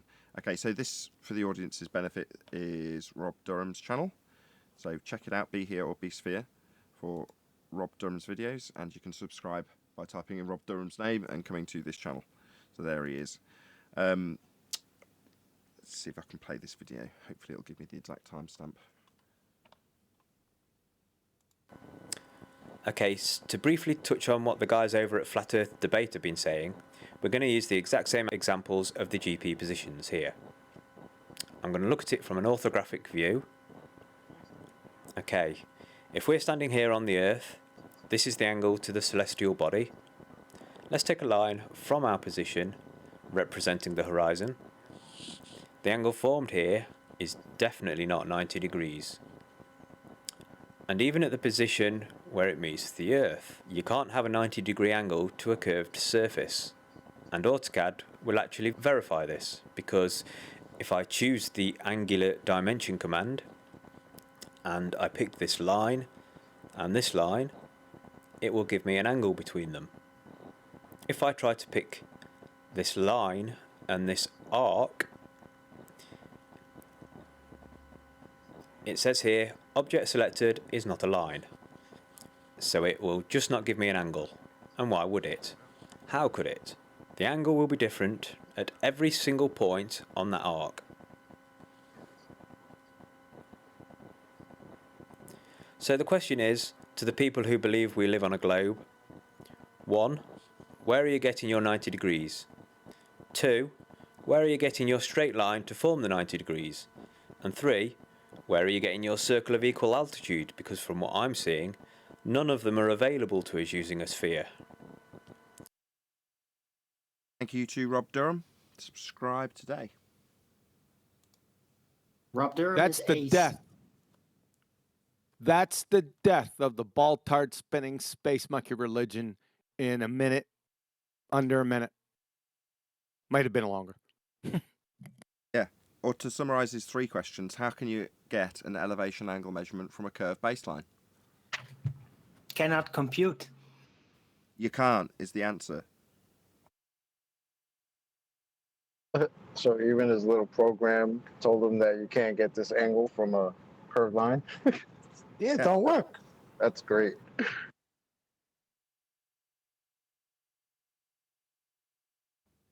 That's it. The functionality of navigation isn't possible on a sphere. You're measuring and navigating and drawing circles on maps that are all flat. And they match up with the ground that you've just taken the angle from. So what's the conclusion? Earth's flat. There is no other conclusion to come to. Yeah, but Nathan, we don't claim on the globe side that you can get elevation angles off a curved baseline. Have you ever heard of a tangent plane? From a curved baseline, not to an assumed sphere edge, tangent point, Earth curve edge horizon we debunked in 2020. If you're going to draw a tangent line, that's a straight line to a physical geometric sphere edge. Now, before John gets there, I'm going to say it because he's going to get plenty of opportunity tomorrow. That violates the celestial sphere model. No, it's an admission that they can't do it using a curved surface. Correct, and they haven't got a tangent anymore. Go on, QE. What's gonna happen if that video is allowed to play after John says you cannot obtain an elevation angle, the foundation of celestial navigation, on a curved baseline, and plays that video? What's gonna happen? I don't know. That's a good question. I don't think the world will end. Then their heads will explode. It's hard to know. To me, Adam's right. They go tangent, yeah, and then you ask why tangent, and a tangent. The only way they can use the tangent is to make an adjustment to geometric horizon. And what I say, once they dip, they're done, aren't they? They don't have a tangent. That's a geometric Earth curve edge horizon. They don't have that. Exactly. And then they're in a loop, and that's what I'm saying. The only way, because their surface is curved, the only way they can do it is to create a tangent, and then that, like I say, that puts them into the black swan loop. So it's fine because they can't. It doesn't matter which way they want to go into it, but as soon as at that point, before you go on beyond that, sorry, to expand on that and quote QE, they're trying to manifest a non-visible horizon from a dip angle correction at that point, because they're correcting from a tangent. Well, it's a straight line to a geometric Earth curve. Well, I haven't got that. It's refracted. So they're trying to manifest an Earth curve edge that doesn't exist when they claim they're doing dip angle correction from a bent line. But it's worse than that. They're admitting that they can't perform this process on a curved surface. It's over at that point. That's what it sounds like to me. Yeah, Brian's right. The argument's over, and QE already said that. That is absolutely right. At that point, the moment you can't get... They'll try and make out that they can, yeah? And the way they can is because the way they use the horizon is geometrically, so that their tangent to it is the calculation adjustment to horizontal, yeah? Which is all very well and clever and looks beautiful, but like I say, it requires the admission that that horizon is now a geometric edge, yeah? And so it's absolutely fine, but that's the only way out of trying to deal with the dingleberry underneath.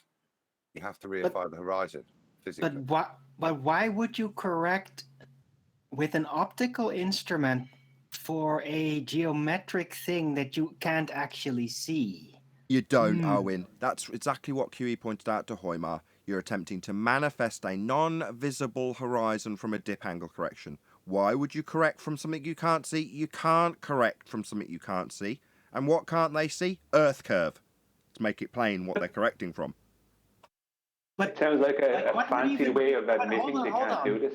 Hold on. What would even be the point for doing that if you can't see it? Why would you engage in an action like that? I'll tell you. Because their claimed dip correction is the dip to the physical geometric leading edge of a sphere, which is arching away from you at 8 inches per mile squared and producing a physical limitation to your view called Earth curve with a tangent point to it in their geometry. That's why they do it. They claim that that dip is the dip to Earth curve edge with a tangent straight line.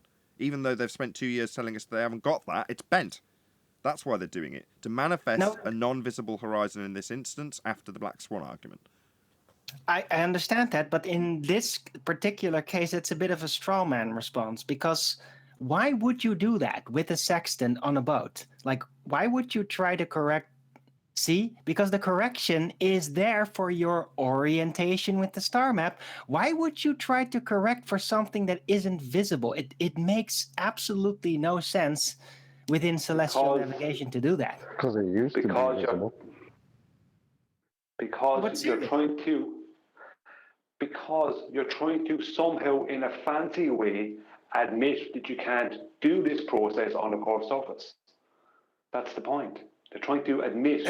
I don't think that's their conscious motivation, though. The admission is there.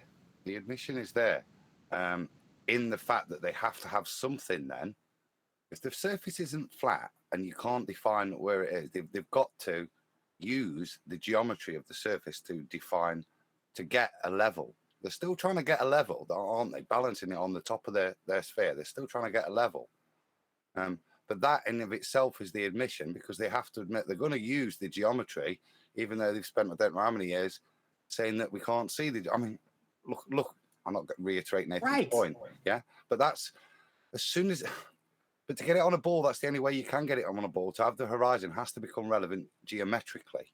No, but hold on. I want to like a clean slate here, because the whole point is you're engaging in a celestial navigating instrument Why is this invisible geometric horizon relevant? It isn't at all. It is not relevant in the entire process. So they literally drag it in as a straw man because it has nothing to do with celestial navigation. It's not. So It's not Arwen, invisible. think about it in terms of the argument, though.